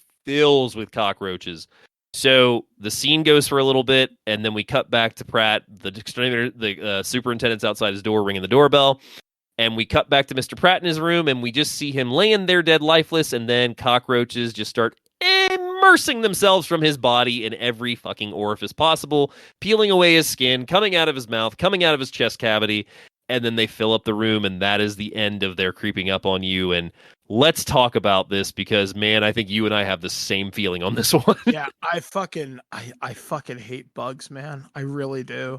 I mean, I can appreciate, I think of that line from Aliens where Ash is talking about how the perfect organism. And I think that's what bugs are. Bugs are the perfect organism. Like, yeah, I play a lot of video games, and when Fallout happens, funny how rad roaches are one of the few creatures still left wandering the capital wasteland. It's fucking horrifying. But yeah, cockroaches in my real life, I have seen one in my life. It was outside, thank God, but that was enough. I've been in some tremendously unclean places. I've cleaned some places up for friends of mine because they were just overwhelmed. I'm like, all right, your house is like 8 hoarders' house. Tell you what, let me get some coveralls and some gloves. Let's get to work. Yeah. And I have, Christ, I've seen things I wish I could unsee. I understand. And just the idea of bugs crawling on my skin. Like I said, you show me a picture of a centipede, I'm likely to fucking freak out. Mm-hmm. And it's just, I can't deal with bugs. Just I just fucking can't. And I think that's what's genius about this. Real quick, I'll let you finish in a second. Oh, yeah. But the genius is they don't only play with bugs; they introduce darkness with rolling blackouts. They introduce being alone with no one able to help you because you can't accept the door or open it like a general person because of your germophobia, and B, you're just a terrible fucking person. So you're, again, like Jordy Verrill, gonna die alone. And then on top of that, they introduce vengeance. Like, all 3 of those little things inserted in there make this extra creepy, and then you just top in 20,000 plus cockroaches at the end. Like, fuck. Yeah, I mean, although, to be fair, this is the one segment of the Creepshow one movie you could cut and you wouldn't lose anything. I think if you ended on the crate, you would be fine, but I think you needed something so fucked up and weird to you got to have your closer. You got to have your closer. You got to have the one that people are going to remember on the way home. And it's funny that you mention cutting, because one of the facts I remember reading is Telemundo, the Spanish-speaking network. Mm-hmm. Creepshow only runs at 1 hour and 30 minutes with commercials because they only show Something to Tide You Over, The Crate, and the end credits are all intact, basically. So they only show those 2 stories. They cut out Father's Day, They're Creeping Up on You, and Lonesome Death. So Creepshow is completely different on Telemundo. Which is so weird. And it's fascinating because I think this is the type of movie you could almost place these stories in any order and the movie would work. But I think you have to start on Father's Day to set the tone. Oh, yeah. I'm trying to think, okay, this movie is 5 stories. If you can only have 3, what do you take and what do you cut?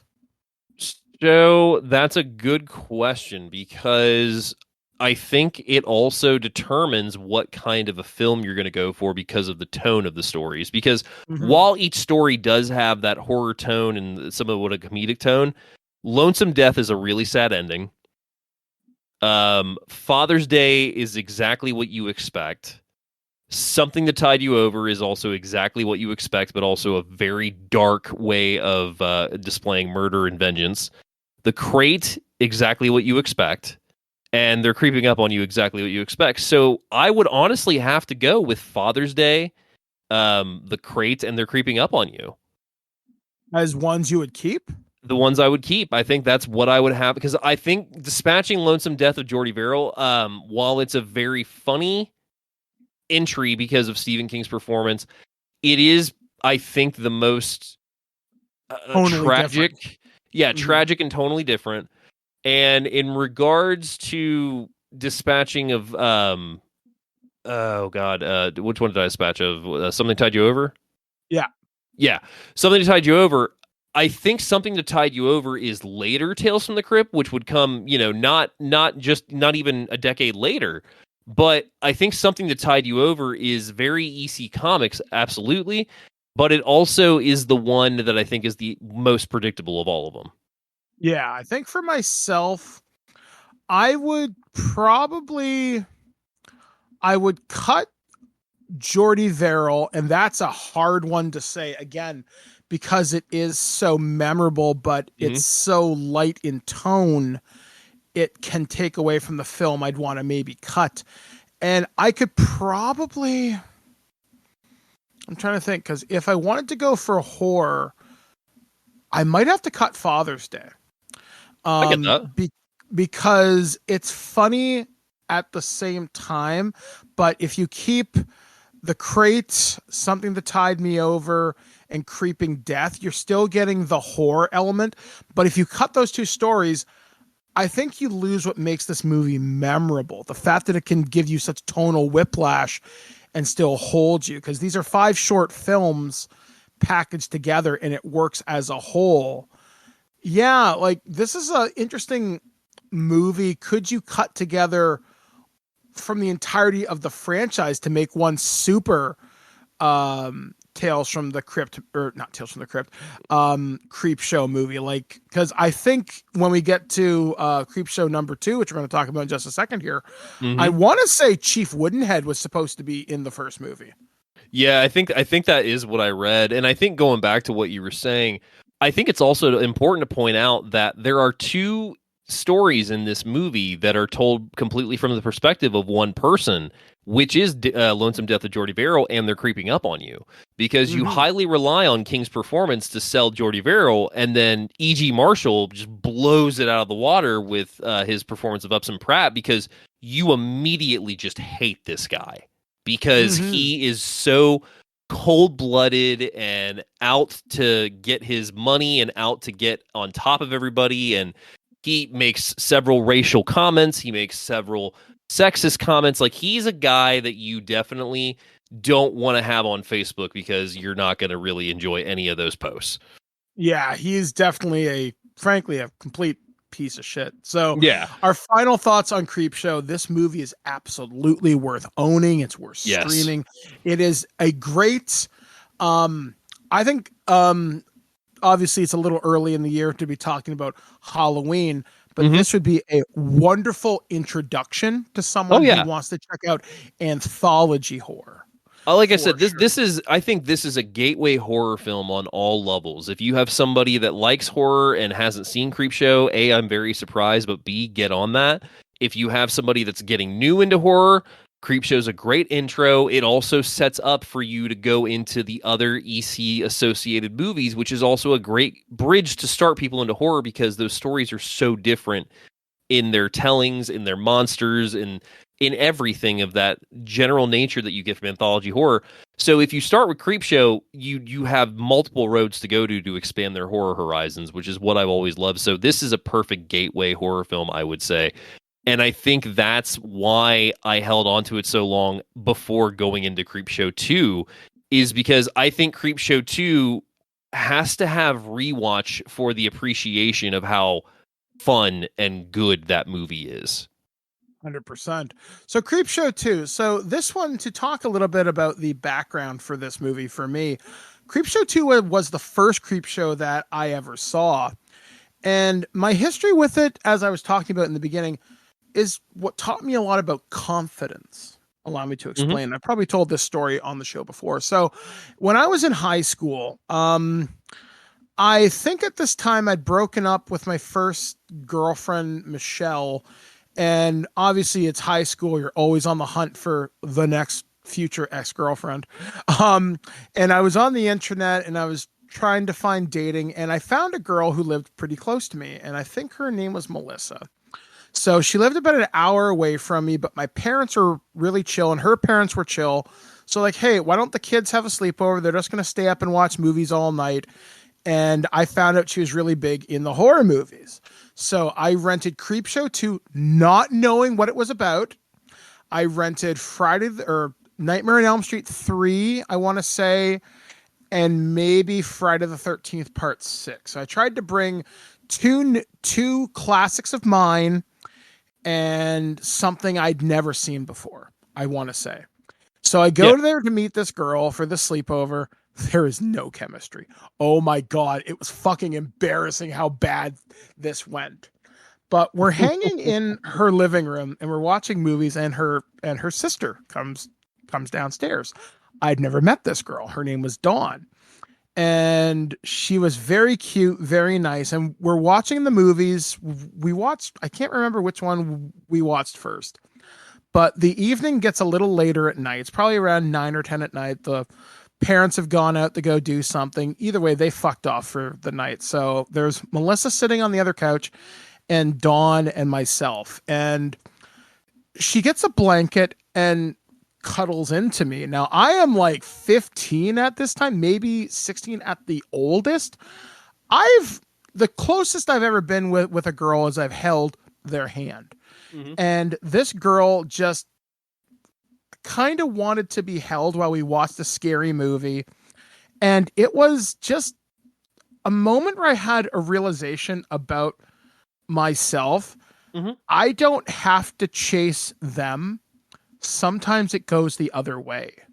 And we just spent we didn't do anything. It was just very PG-13. It was very sweet. We just held each other under the blanket, held hands the entire movie for Creepshow 2 and Friday the 13th Part 6, I think.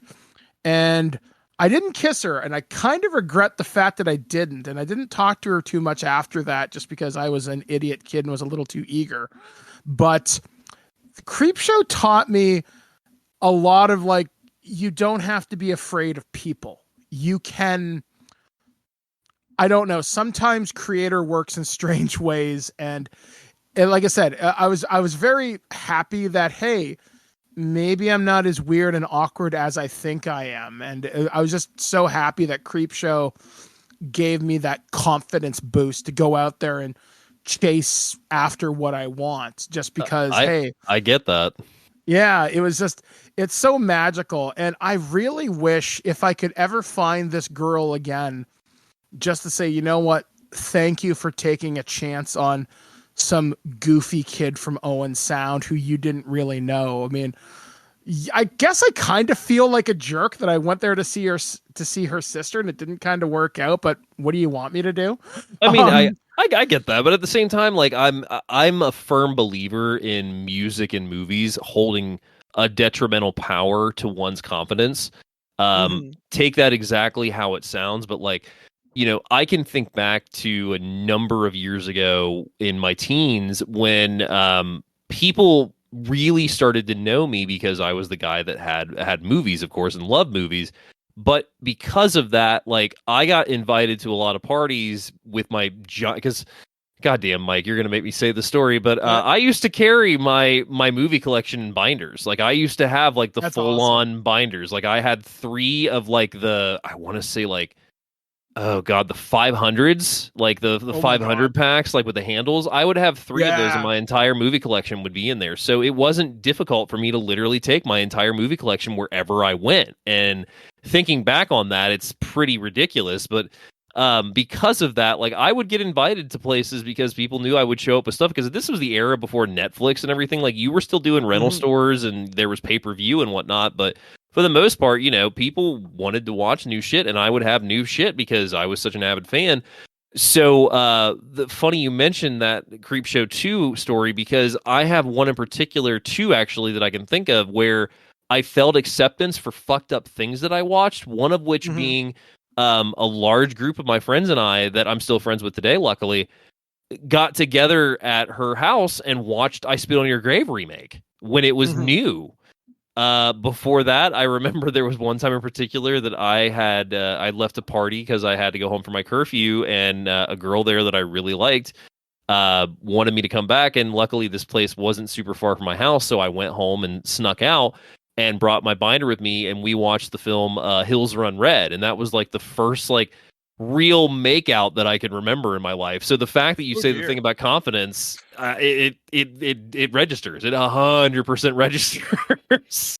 It's so funny though, just to see what horror movies can do. I mean, I'll talk about this because at some point you and Enrique, we're going to have to come on the show and talk about my Nightmare on Elm Street experience, because been a long time, because I know one of the first shows I did when I was collaborating with the Angry Video Game Nerd is we talked about the Nightmare on Elm Street movie. So it's always nice to revisit that old chestnut every couple of years. Yeah. But yeah, like horror movies opens up so many interesting doors, and it's something that I'd like to share with every significant other that I've been with. Like, for example, my current wife, Blair, I show her baby horror movies. Like, she'll get into, like, I'm not going to show her like Terrifier 2, for example.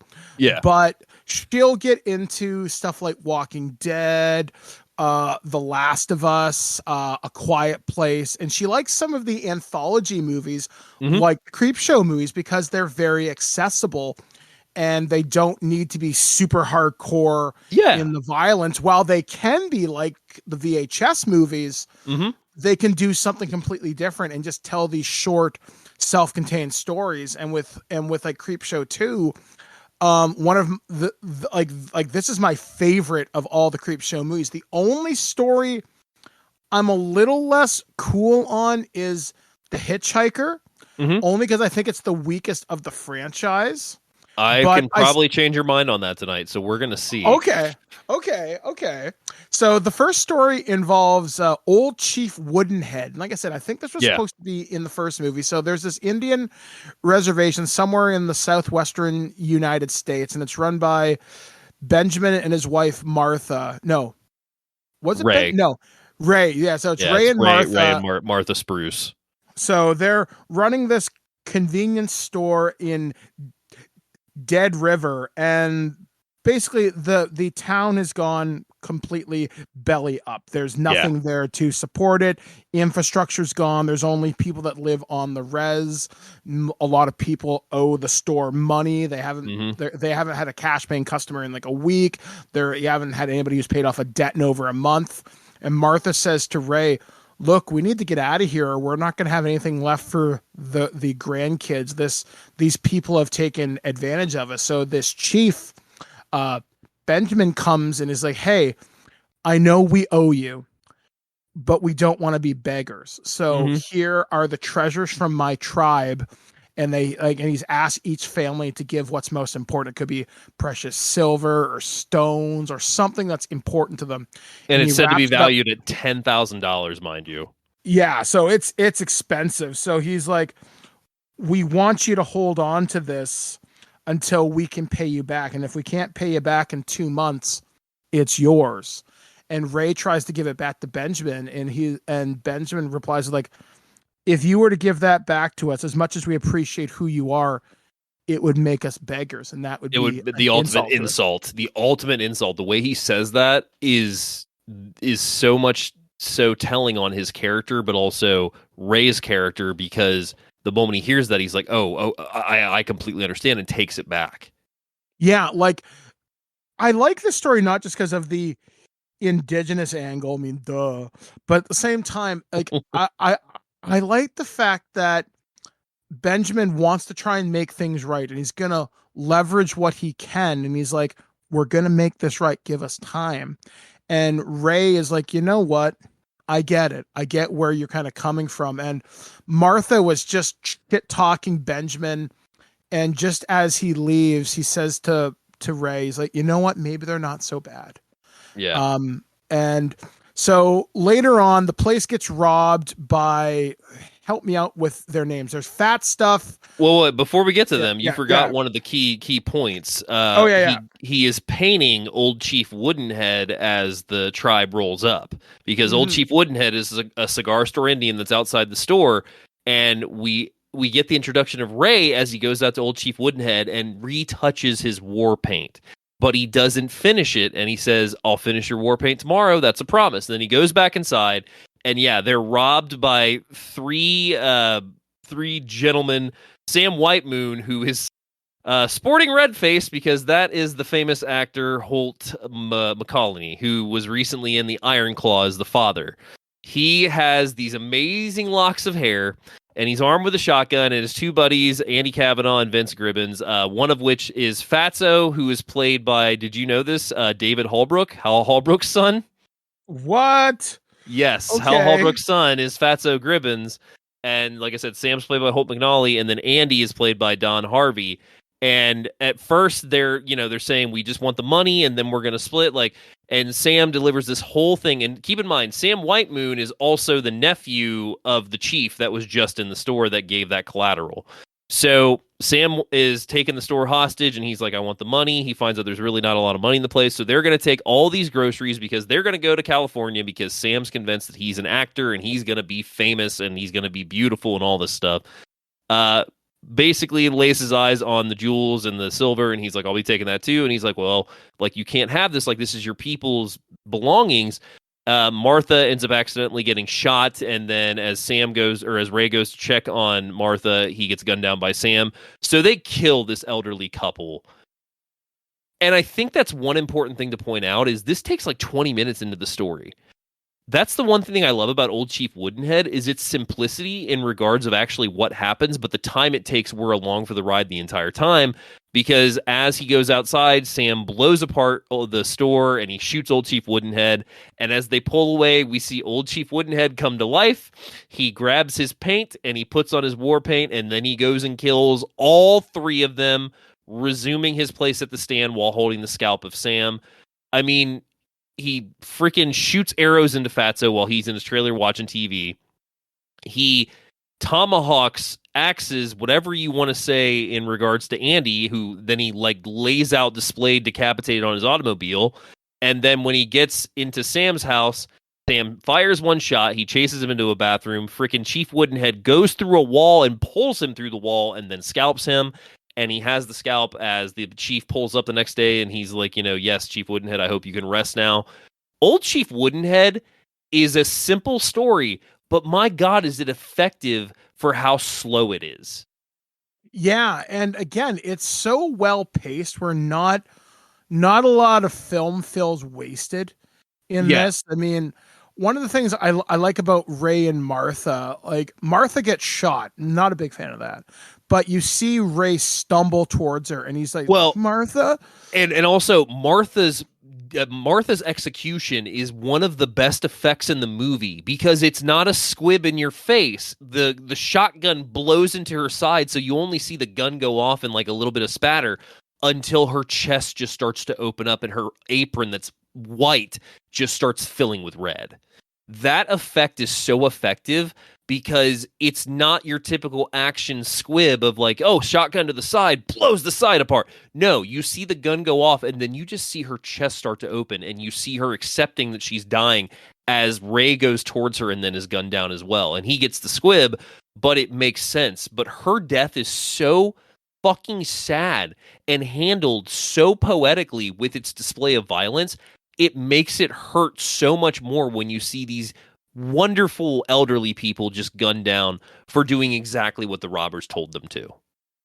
Yeah, like it's really fucking good. Like I really super good. And Chief it. Woodenhead's makeup is so freaking impressive that you literally are believing that you're seeing this wooden statue move because it doesn't look like a person in statue makeup. It looks like a statue that's literally moving.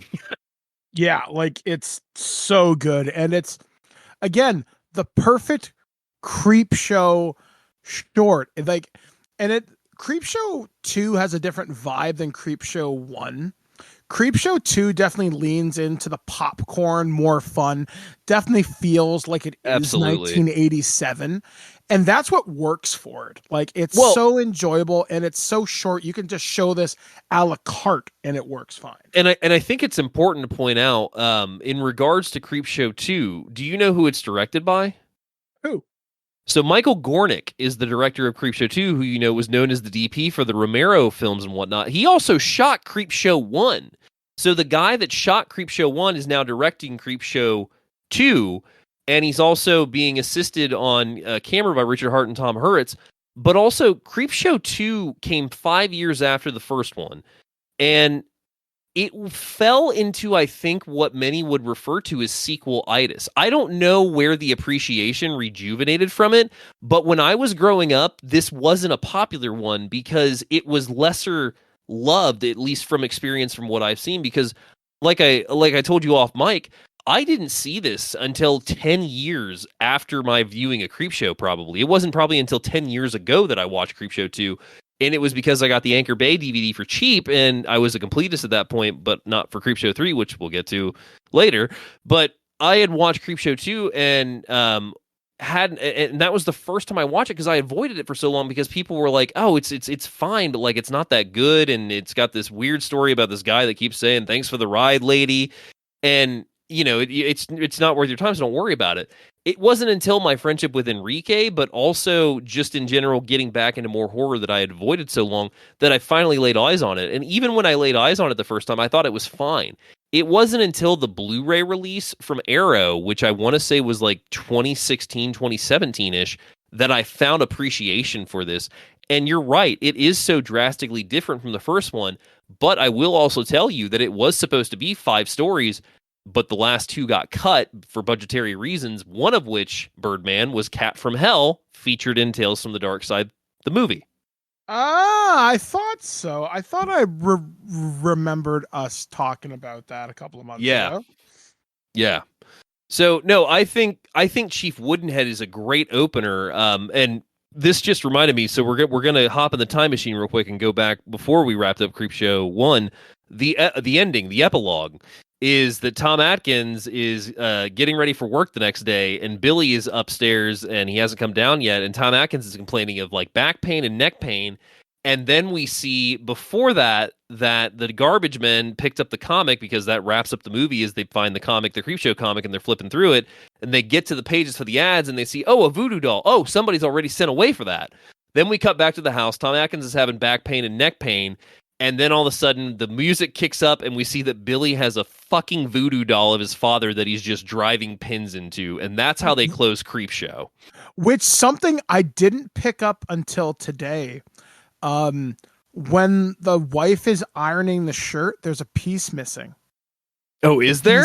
Yeah, the piece on the voodoo doll is the dad's shirt. Oh my god, I never noticed that. That's crazy.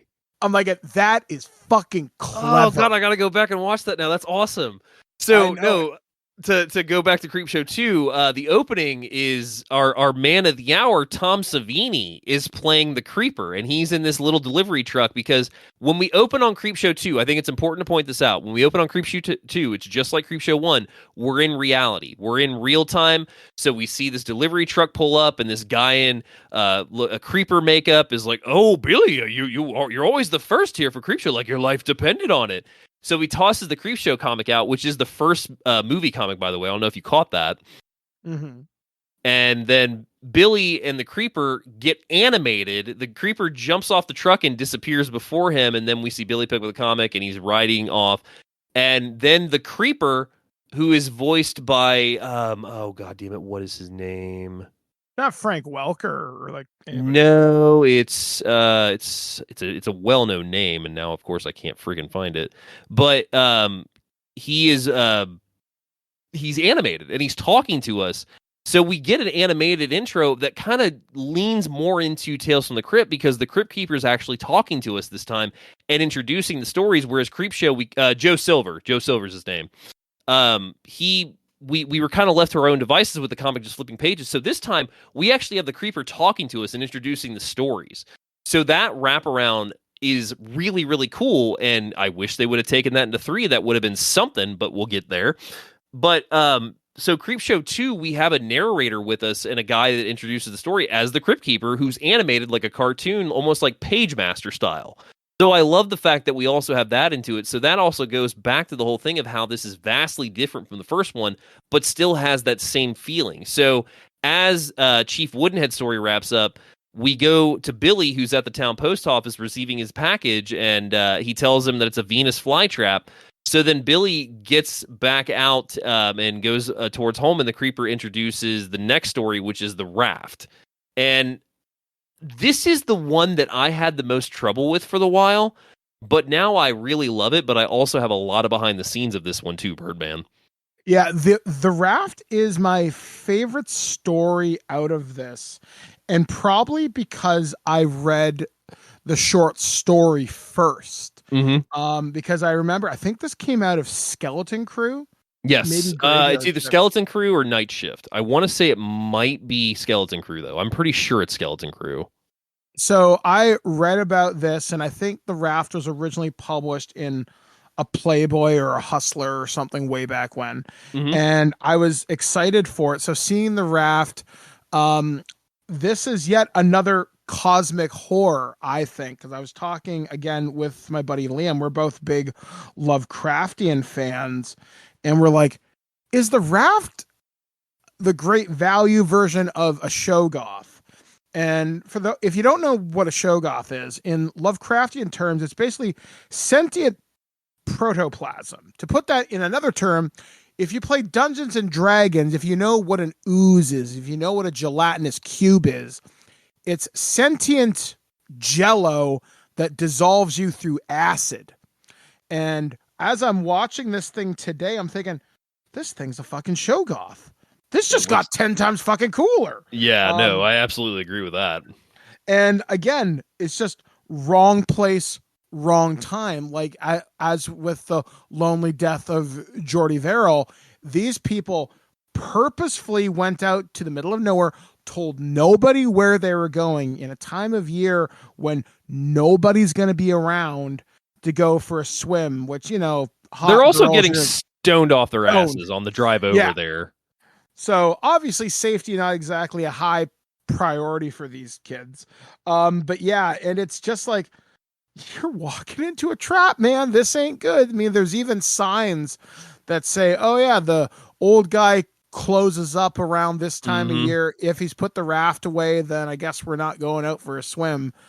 And in the back of my head, okay, cool. You're going to drive 50 miles to go swim in water that in your temperature is just a little bit above freezing. Yeah. So yeah, no, that doesn't sound like a good time at all. And it's not for Deke, Laverne, Randy, and Rachel because, man, this story is bleak right off the bat. Like, they waste no time getting into this. Oh, yeah. And, like, I think this is where my love of using enemies in Dungeons and Dragons who use acid for a weapon came from. Because you see how vicious it is. Like, one of the girls, I think it's Rachel. Yeah, it's Rachel. Touches this thing, it reaches out with this pseudopod after they swim out to the raft, and it dissolves her almost instantly. Like she like tries to get out of the water, she's half melted, and she's like, "Help me!" And Deke pulls back Randy, saying, "Man, she's already dead. Look." Well, and I love the build up to this because what we get is them arriving to the beach. You know, they get out of their car, leave the doors open and the radio on, which fucking idiots. Then they swim out to this raft that is easily, I mean, how far would you say? It's like halfway across the lake. Yeah, it's got to be easily 50, 60 yards plus. 50, 60 yards easily, yeah. And so they swim out to it, but as they're swimming out, Randy, oh man, I can't remember if it's Randy or if it's Deke, but whichever one starts freaking out, which I think is Randy. Yeah, Randy. Yeah. It's Randy. Yeah, Randy is swimming out, and they get on this raft, and they see this gelatinous form going through the water and coming closer, and that's when he starts calling to the girls, because by this point, it's just Deke and Randy that have made it to the dock. So they start calling them to swim faster, and they just get there. And then they see this thing go by, and they're like, oh, it's an oil slick or whatever. And you can immediately see that Randy is very uncomfortable with this, 100%. But like I said, going back to the behind the scenes of this was a fucking cold shoot. And I mean, cold to the point that Randy, who is played by, Beer, I think his name is, got freaking hypothermia, and he has an interview on the Aero disc, which is what I watched this on last night. He has an interview on the Aero disc, and he said, Daniel Beer's his name. He got hypothermia. It was a cold water spring. The shooting was absolutely brutal, so he gets hypothermia. The thing about hypothermia is it doesn't, of course, just go away. Like, your body has to have time to get back to it. So when it gets to the shoot, they were rowing him out with oxygen. He was rowed out with oxygen. He would do his scene. He'd do, 2 or 3 takes. They'd row him back with oxygen, wrap blankets around him, and he would go and nap for 2 to 3 hours. And he wasn't a sleeper like that at all. But he got hypothermia. They wanted to keep the shoot going. Michael Gornick, the director, stepped in and said, if you keep acting, I'm going to walk off this set, because this is insane. So when you get that little element with the story, this story gets even more tragic, because you can see them freezing on the dock in the movie. You see rain at one point if you have the HD transfer, like I was seeing last night. Like, this looks like a miserable experience. They already complain about how cold the water is. The fact that they're now trapped on this dock, which we also didn't mention that the gelatinous goo can get to them through the dock, so they have to stay on particular boards at a time. But going back to your dissection of the first kill, literally that ooze reaches up and grabs her. Like, Rachel is trying to just like fuck with it, like she's smoking a joint and is trying to like mess with it. And then the goo reaches up, grabs her, pulls her in. But before it pulls her in, when it grabs onto her, her skin just starts melting immediately. The effects in this are so brutal and so well done. Once again, just like Creepshow, this story gets so freaking gruesome so fast. Yeah, like it doesn't really let up. Like, no. It's Dread. So, again, Dread. It is so well paced. And the reason I was so excited for this is, like I said, when I was reading the short story for this and reading the descriptions of how people die and just how vicious this monster really is, you really kind of get the idea. Just, this is, like I said, this is Lovecraftian horror, because again, you don't know where this thing came from. It doesn't care. And I remember if I remember the short story correctly, and I'm pretty sure I do, Rachel or Laverne starts to look at the creature in the water, and they start to see colors and hypnotic swirls. So this thing's like a predator. It's hunting them. And yeah. There's not a lot they can do, because if they hit the water, that thermal shock's going to hit them, and they can't do it. And the fact that at one point where Randy, he's basically sexually assaulting Laverne, because he starts making out with her while she's asleep. So gross. And again, when the creature starts to eat her, he does have the initiative in his head thinking, this is my one chance. She's already dead. Her face is half dissolved because it got through her through the boards, because he, decided, hey, now would be a great time to fuck. Well, and before we finish with her, let's back up to Deke's death, because Deke's death is so gruesome. It always catches me off guard about how they fold him like a fucking marionette through the dock. Oh, yeah. because once he steps in, because that's when Randy finds out that they can only get to them if they're not standing completely on a board. They have to be standing on the board. Their foot cannot be exposed over any of the cracks or anything like that. So Deke gets absolved by this liquid, but he gets pulled down and his legs go up to his shoulders. He's spitting blood. He's melting. So Randy sees 3 people get eaten by this thing. I can't say I blame him once I see that Rachel is being dissolved too, because at that point, like, I'm taking my chance too. But at the same time, these guys set themselves up for death the moment, even before they get to the beach, because we see them smoking pot, and we know that's a critical taboo in horror films. Yeah, like, it's such a fun story, and the fact that he swims away, he gets to the beach, and he starts yelling, I beat you! And then it just engulfs him. It engulfs him. And he said that the final shot was a timed pulley shot, so it was almost like a guillotine of plastic coming down over him that they had to get right each time, because we did fail to mention that the particular sludge, whatever you want to call it, is a trash bag. It's a pulled out trash bag, and you can really see it on these HT transfers. See, I was actually asking, me and my friend Liam were watching this today. I'm like, I wonder how they made this. Like, it's got to be garbage bags and it's latex, garbage bags. maybe a tags. Okay, thought so. Yeah, because Savini even said he wasn't super thrilled with the final look, because he wasn't really on the special effects. This was Nicotero and his team, but yeah, it holds up. It's fine, but yeah, I mean, you can clearly see it's just trash bags nowadays. But it's fun though. So, like, again, this is one of my favorite adaptations of Stephen King's work, and I think this isn't the only time The Raft has been adapted. I want to say, I think it's been done elsewhere, but I'm not 100% sure. It wouldn't surprise me, but like this was one that I had trouble with for the longest time, because I just thought it was really cheesy. I don't know what it was in regards to what really torqued me off about it, but like, Creepshow 2 took a while for me to warm up to, like I said, and The Raft was one of those. I mean, and I'm gonna, I'll just say The Hitchhiker was another. But I think, like I said, just a rewatch value of these films gives you an appreciation for Creepshow 2, especially because it is a good time. Like, this is a great little story that doesn't have a lot going on for it, but at the same time, you are completely sucked in for the entire runtime of this film, because these 3 stories are good. And I think The Raft is the most notable one, because everybody remembers 2 things of Creepshow 2, which is thanks for the ride, lady, and I beat you, swallowed. Like, everybody remember those 2 things from anybody that I've talked to about Creepshow 2. They seldomly remember that first story. Yeah. So ultimately, fantastic time, great adaptation. And then moving into our final story, hit me with your best shot, Dave.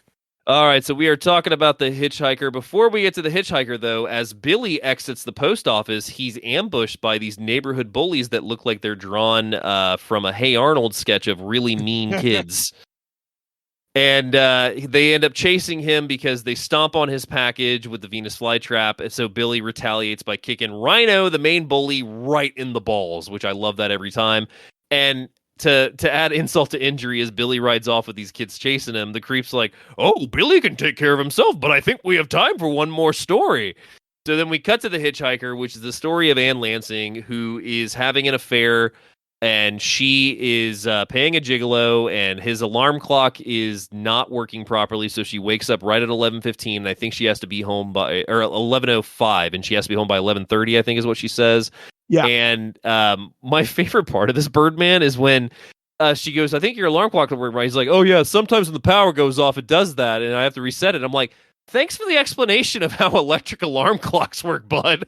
I think that's how everybody's works.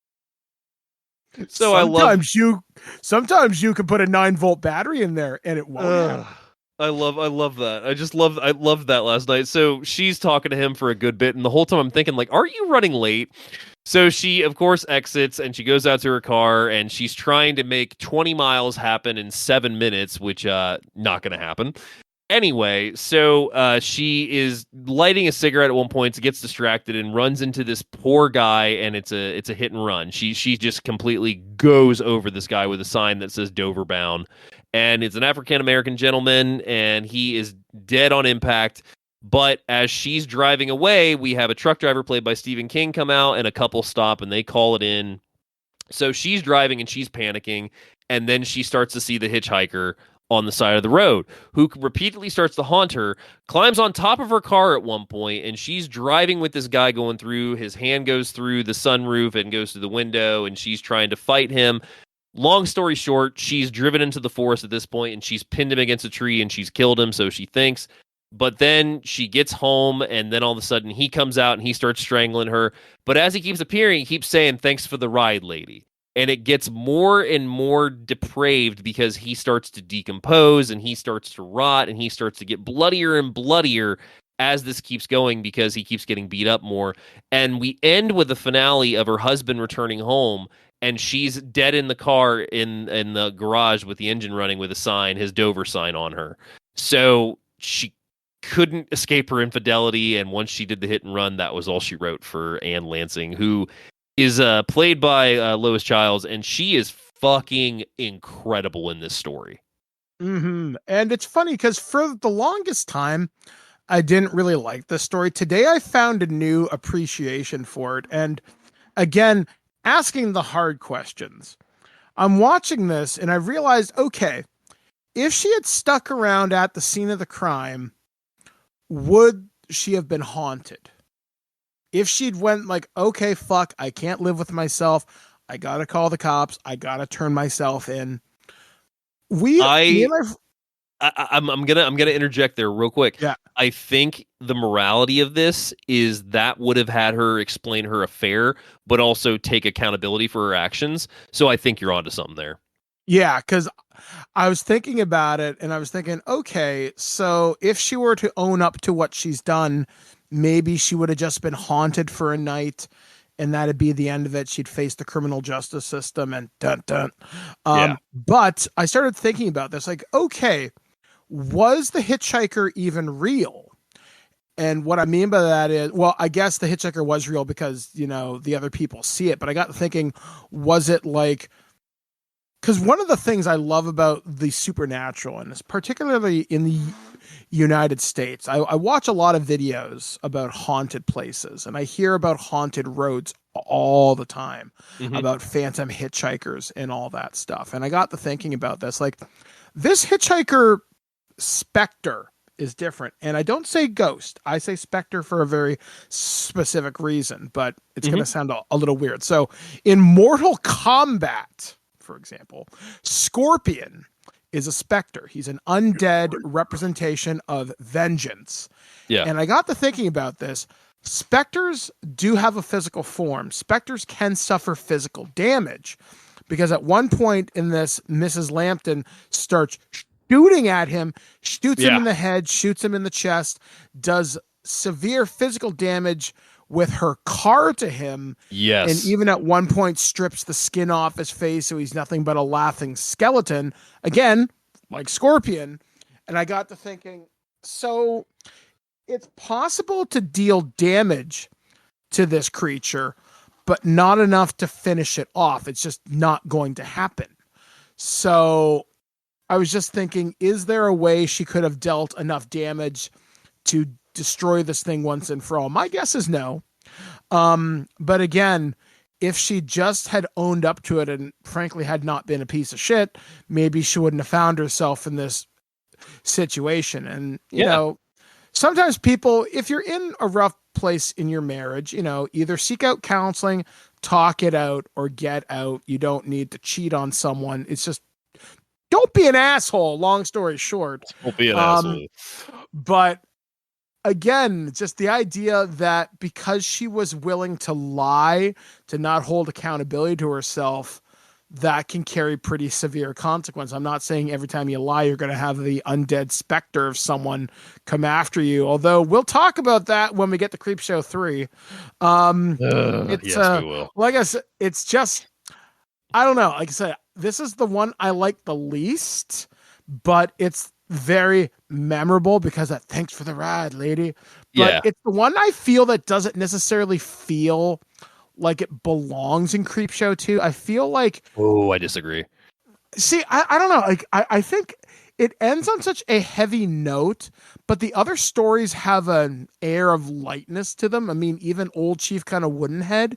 This one is the most serious of the three stories. But sure. I think it's easiest to say though too, Birdman, that Old Chief Woodenhead is the happiest ending of them all because everything is set right.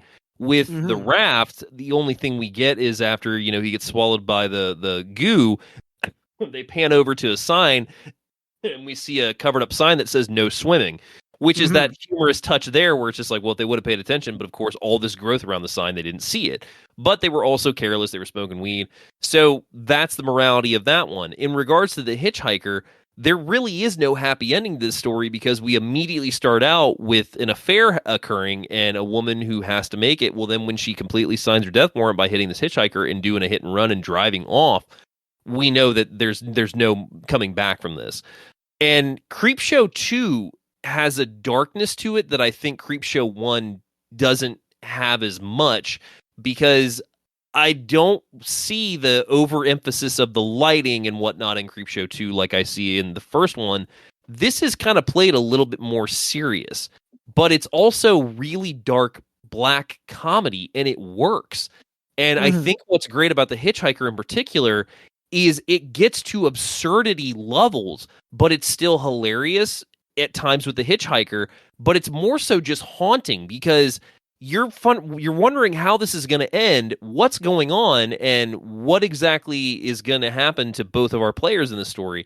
And I think that's also due largely to Tom Wright, who did an interview on the Arrow disc. Where I'm going to make you try to like this is I want you to understand what I'm about to say. Tom Wright did all of his own stunts in this story as the hitchhiker. Oh, wow. That's pretty hardcore, man. There was no dummy used. He did everything. So when she's driving through the forest and those branches are hitting him, that's him. When she goes over the incline and into the rock barrier, that's him carbine to the front of the car. Jesus. Tom Wright, hardcore, man. Yeah, Tom Wright started in theater. Like, he started in theater, made his way up to Broadway, didn't hit films until 78 with The Wanderers. He got his SAG card for doing the stunt work on this movie. So not only was he the titular hitchhiker, he was also the stuntman for the hitchhiker and got his SAG card from this movie. Like, he saw an opportunity to make this character, make you afraid of this character, but also laugh with it. That's why his performance is just so haunting, but also hilarious, is because you're watching this guy start to go to pieces the more the story goes. Like, he's just literally a bloody skull, like you said at the end. His hands are mangled. His face is completely gone. He's dripping blood from every possible element that you can see that used to be like a yellow raincoat and a white little like shirt is all drenched by the end of this. But he did his own stunts, and this was shot in Bangor, Maine. This was the end of fall. We're talking 8 to 12 degree weather, and this was the last thing they shot. So the crew was extremely tired by this point, and they're out doing these night shoots, and he's literally carbine to the front of this car, going over into this gravel pit. But he has such fond memories of working on this, and he has an acceptance towards it. So that interview last night made me appreciate it more. But to add an extra element to that, this is the most action-packed of the entire film. Without this 100%. story, there's really not a lot of action, because the thing with Old Chief Woodenhead is a lot of that violence is off-screen, because when Fatso gets it with the arrows, the editing in that is so brilliant, because you're cutting away and hearing the arrow sounds, and we're seeing the aftermath of the arrows sticking out of him. You don't actually see arrows really hit him. And then Rich Boy gets torn apart, and you just see it in shadow. Shadow with the blood spatter until you see the aftermath when Chief Woodenhead leaves the garage, and then with Sam Whitemoon, he gets pulled through the wall. You hear the blade go down. You hear his scream, and then as the chief pulls up, you just see the scalp dripping in Chief Woodenhead's hand. The raft. Yeah, you see decomposing of the corpses and them bending and whatnot, but again, not a lot of action in that one except for the actual attacks for the most part.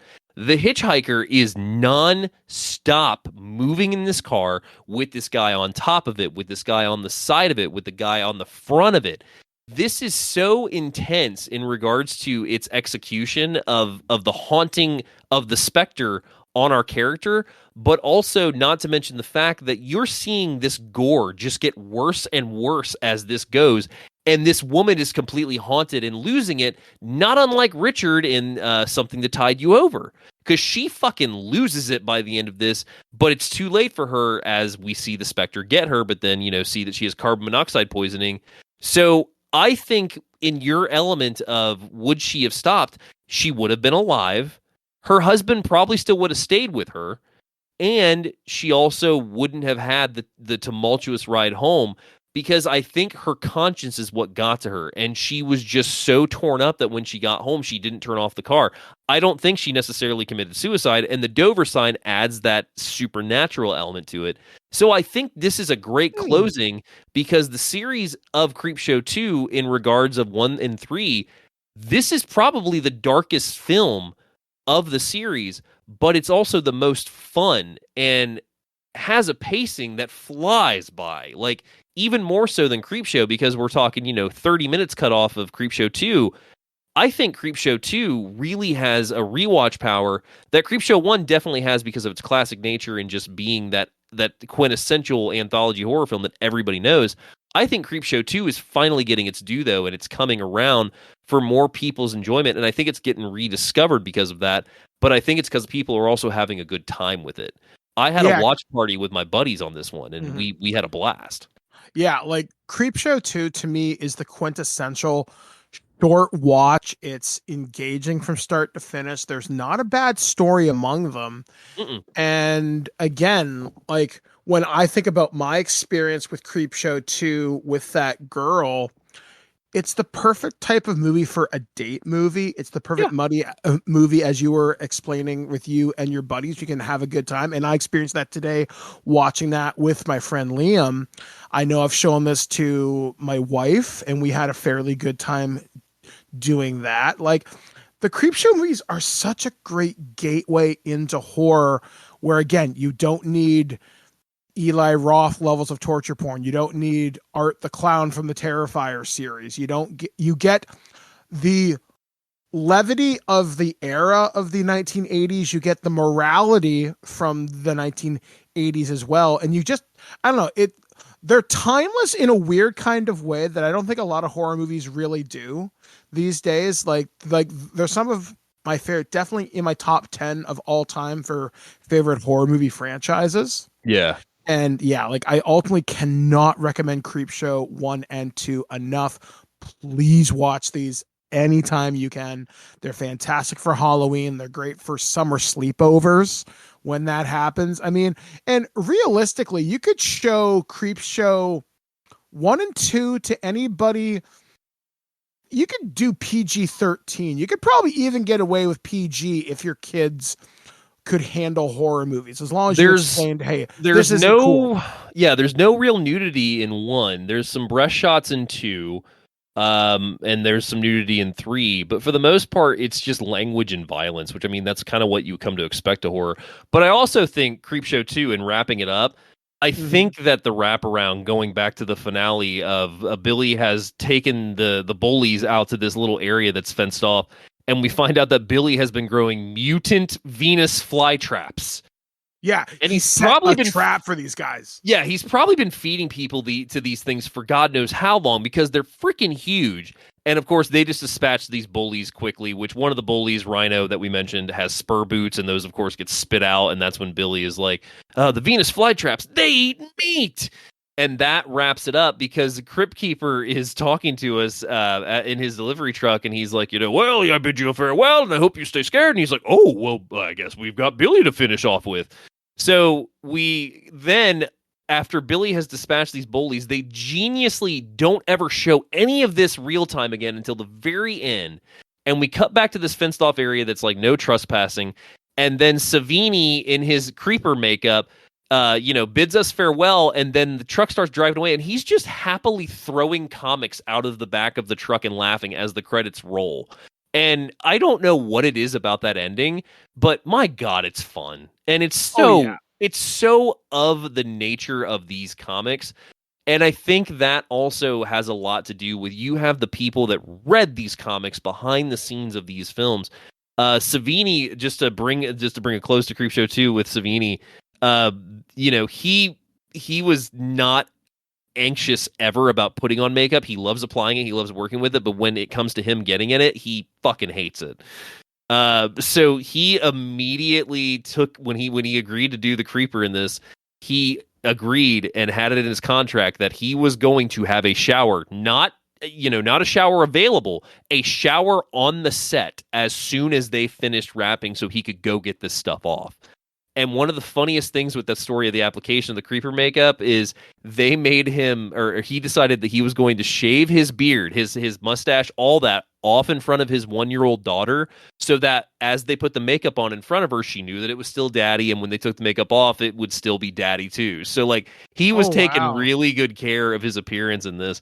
But also one of the things that you probably didn't realize is that he's lip syncing. He is lip syncing to Joe Silver's audio as the Creeper. So in that monster makeup, he's having to lip sync as they record and do their takes. Oh, wow. I had no clue. Yeah, so he's listening to it on the tape in the hotel room, and he's getting the manner down and the delivery down and everything. But he was also used to Gornick's style and direction because they had worked together so much with Romero's films that this was a cinch for him to do. And I mean, he got paid good money for this and was very happy and thinks fondly of this. He mentioned that not a lot of people bring it up, but for the few that have, he's always grateful that people still recognize him even as the Creeper in this, because I think everybody just knows him for his makeup and everything at this point. Yeah, I mean, like, this is such a treasured horror movie in my experience. It's such an iconic anthology horror movie, definitely worth adding to your collection if you can find it. It's usually pretty easy to stream across a variety of different services, so definitely check this out. Now, Creepshow 3 doesn't exist. That's the end of the show, right? Yep. All right, guys, go home. We're not going to spend a lot of time on this one because holy shit, we don't have a lot of nice things to say, and if you've seen it, you know fucking why. To give you an example, okay, 6.8 rating on IMDb for Creepshow 1. Creepshow 2 holds a nice little, where is it? I hate that they changed everything. 6.0. Creepshow 3, 3.2. That's being fucking generous. I agree. I wholeheartedly agree. I mean, there are parts, again, for Creepshow 3, I didn't know this existed until probably about a year or two ago. When you asked me if it was legit, and so, oh God, I need to get this Creepshow 3 story out before we start this. Yes, please. So, I was aware of Creepshow 3 when Creepshow 3 was newish. Probably a couple years after its release, I had been at a flea market or one of my local swap shops and came across it, and immediately just looking at the cover, this was the age where I had been into the direct-to-video horror films that were coming out when Walmart still carried them from Anchor Bay, like the I Spit on Your Grave later sequels and the Hatchet movies and whatnot. And some of those movies that got re-released, like Night of the Creeps and whatnot. So I knew for the most part what a good horror movie looked like. And looking at the cover art, I was like, all right, we got a fortune teller, and maybe that's the wraparound. Cool. And then flipping over the back, I immediately knew that this is not a Creepshow 3, in my opinion. This is not probably anything remotely would be like Creepshow or Creepshow 2. And just kind of let it sit on a shelf. And then I unfortunately had the displeasure of getting it at the library one time because that was one of the only horror films I could find. And I was like, all right, fine, I'll fucking watch it. And I remember even by the first story, I knew that I was going to hate this movie. And I did. So then I was like, all right, Creepshow 3 exists, but I never have to acknowledge it. I never have to own it. And then what do you know? My buddy Matt and our other buddy Drake are in a party chat one day. And we got on the topic of Creepshow 3 and how Matt wanted to do a party watch of it because it was such a bad movie. And he wanted us to sit through it again. And I'm like, well, I'll never own it. And neither will Drake. So you can't do anything about it because, we're not going to do that. Fast forward to Christmas that year. In the mail, I get a region-free Australian copy of Creepshow 3. In Drake's mail, he gets a region-free Australian copy of Creepshow 3. And Matt decides for us to have a watch party because that's what his Christmas present is going to be for us and to us this year. And to himself, for that matter. So we had a Creepshow 3 watch party, and I was smoking a little bit, and I was drinking because that's the only way I can get through this movie for a second time. And even on a second watch, I still knew that I hated this movie. There's so much about this that does not work for me. So when you several weeks ago were like, is Creepshow 3 real? My first immediate thought was, motherfucker, I'm going to have to watch this again, Aura. See, and luckily, I went back to my DVD. See, I thought this was like the Tales from the Crypt 3 sort of thing. Like, I thought this was just a movie that had the markings of Creepshow 3 on it. Like, and it was a movie that they shot, and they were like, well, we don't know what to call it. And it's like, oh, well, Creepshow 3 is available. Let's just do it that. Nope. This was 100% shot as Creepshow 3. I was like, holy fucking shit. Like, this movie is fucking, there's bad and then there's fucking bad. This is fucking bad. Let's get the obvious out of the way first. No Crypt Keeper, no Creeper, no real titular Crypt Keeper, Creeper-esque character of any kind. The psychic on the front cover is a complete sham. She is basically a little voiceover for the intro and the outro that's maybe a line, maybe two at best. And we have no introduction to these stories because guess what? This time around, we're just in a universe that's a town where all 5 of these stories take place. Yes, 5. And they all seem to live right next door to each other. We should also mention. Same in the same suburb, in the same downtown city, in the same jobs. Like, oh my God.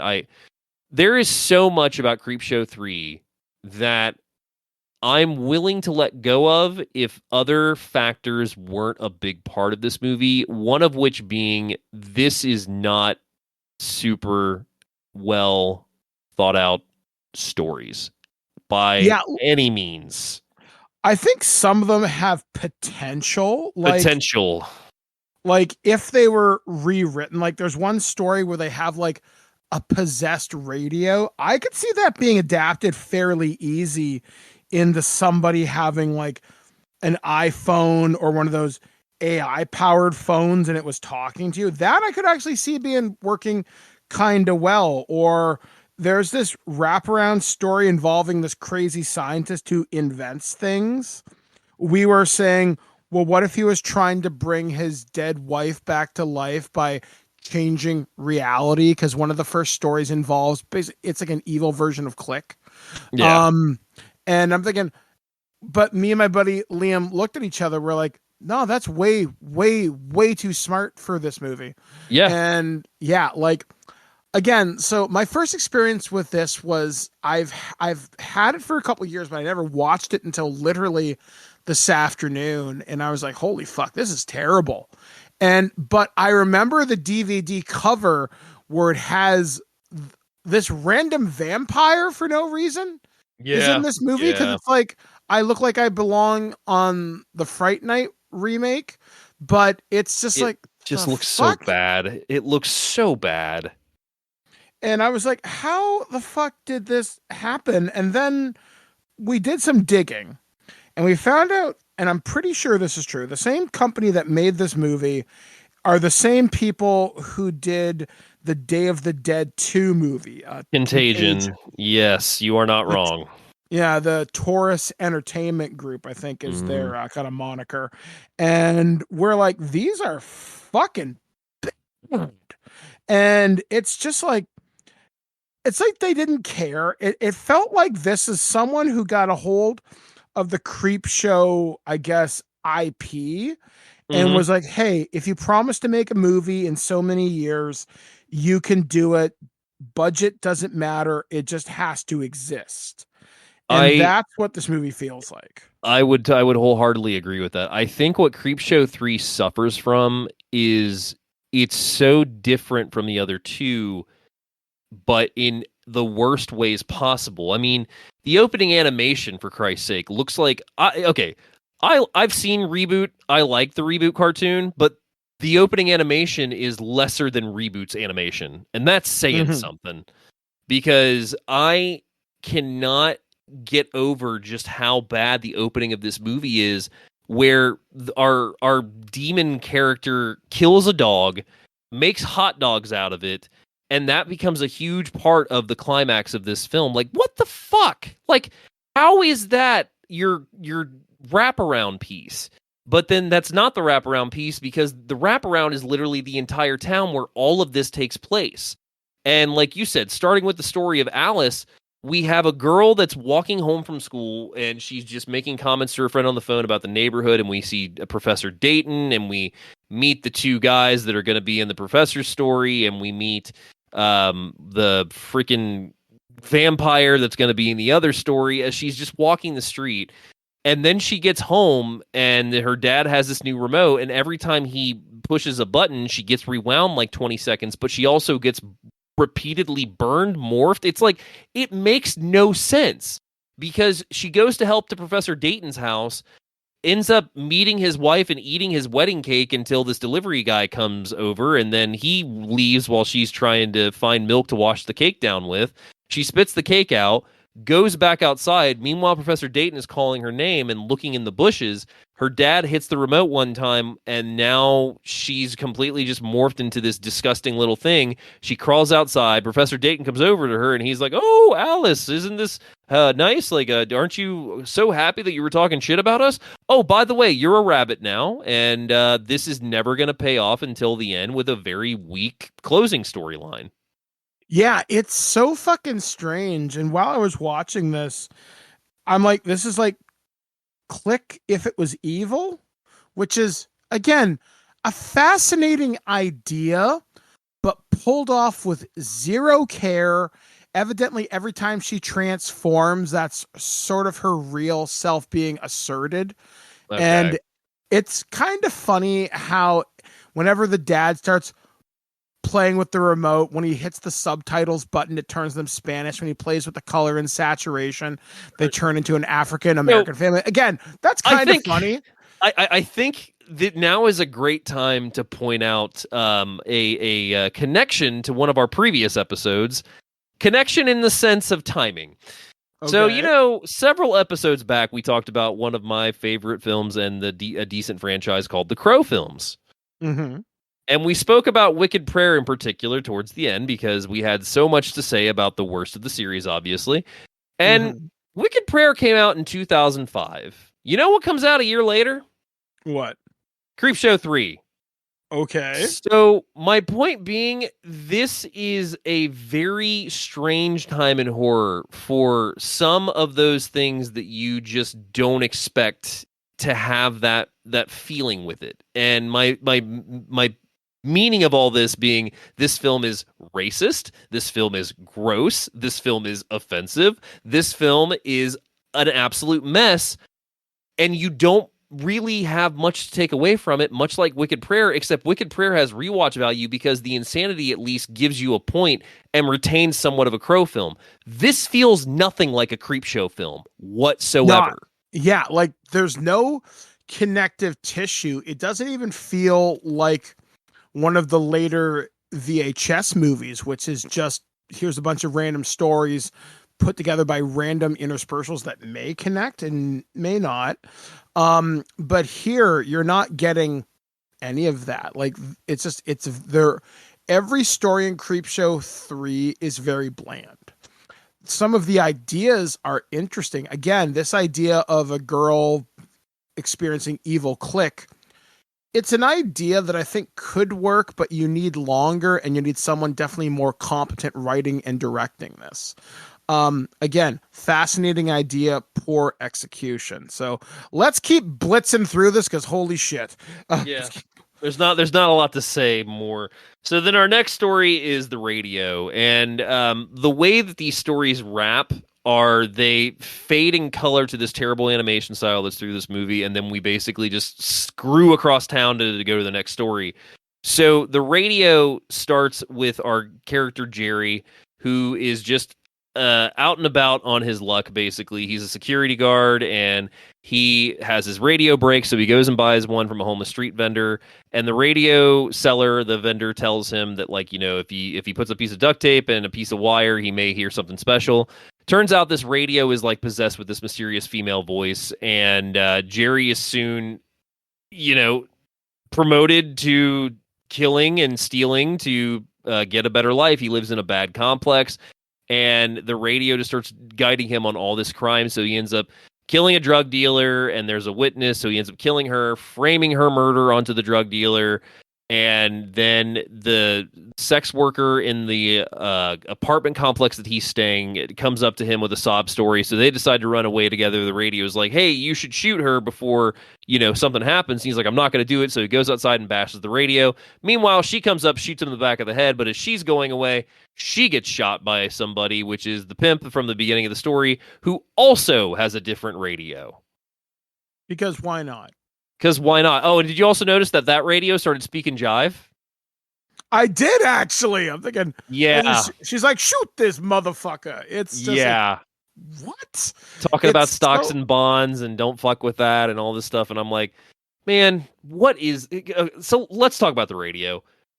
There is no real point to it. The twist is not really much of a twist. It has such potential to go places that you don't expect it to ever go there, and of course it doesn't. Like the ending of the story being like a double cross of a scorned lover, and then the guy killing both of them, taking the money, and then he has his own radio guiding him. It's just like, okay, like I understand your town is called Creepville, but like this universe that you've created is the most absurd thing, but you also have stories that really don't have much of a point to them. Yeah, and that's kind of what sucks about this, because I think this is, of all the Creepshow 3 stories, I think this one has the most potential, because I think about the cracked radio and just what it is like. There's never an explanation of the radio. That's my biggest problem is you have you have this radio, but you never give an explanation on who the woman is, what this power is. There's no origin whatsoever. We just have to assume that this radio is evil. And, you know, there's no creativity in this, and it bothers me. I mean, I think in one of the later stories, it's shown that the professor is the guy selling these radios to the homeless guy.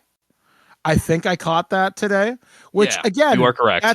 That's fascinating, but you don't tell us what's the source of the power behind. Like, are you channeling hell? Are you like, what the fuck? And again, if I were to update this story, I would have it be a guy who's selling stolen cell phones, and I would have it be the AI assistant in the phone. I think that's a solid twist. Yeah. And I would have it like, okay, if you check, it could be like, okay, Jerry, check your stocks app right now. And if you act quickly, you can take advantage. And it shows them, okay, I want to bid on crypto.com or some bullshit. That would work. And again, I think the Professor Dayton is such a weak tie to every single story, because that's the thing I picked up on last night was it's like, oh man, he's in every single story in some way. Yeah, and it's just he's such an odd character. We don't know who he is. We just know he's working on this project, and then of course that takes us in to his story, which we'll get to after the Call Girl one. But it's just like there's just a mismatch of characters in this. None of them are likable. None of them I have sympathy for. None of them really bring much to the surprise factor. Like even the story we're gonna get to now with the Call Girl has such potential, and then they do the most obvious fucking thing with it. And you're supposed to be like, oh yeah, that is top tier Creepshow. Like, yeah, it's so boring and bland. It basically there's this call girl, Rachel. She's the call girl killer.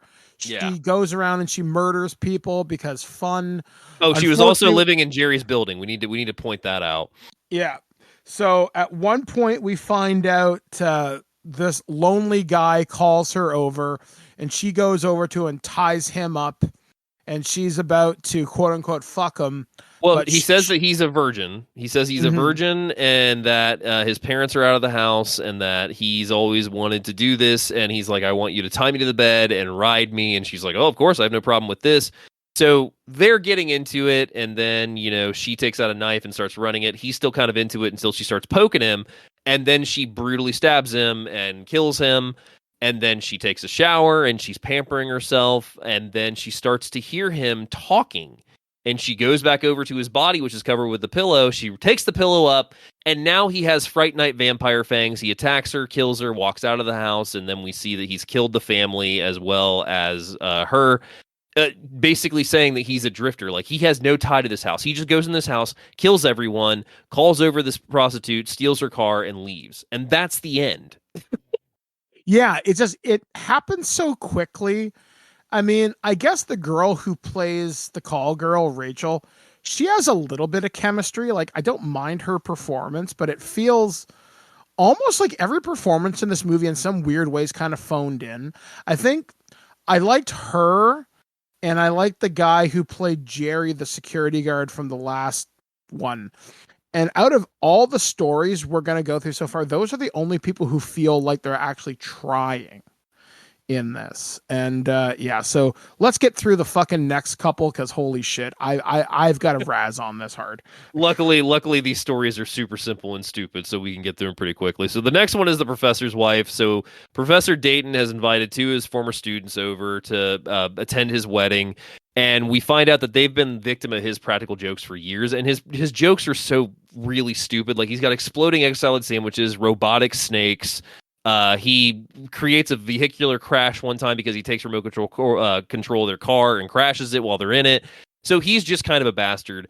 So he has to run out and grab their wedding cake, and they slowly decide that the secret project he's been working on is his wife. They think that she's a robot.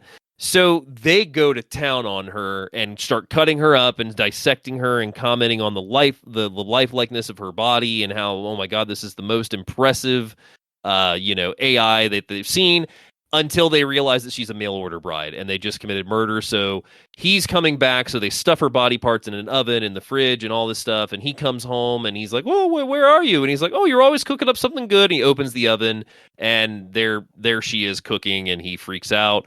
And so he decides to buy a advanced voodoo kit from the homeless vendor because he's got to try to put her back together in time for the wedding. And that's when Rachel, the call girl killer, makes a brief appearance. So again, there's also no timing in this story that's clear whatsoever.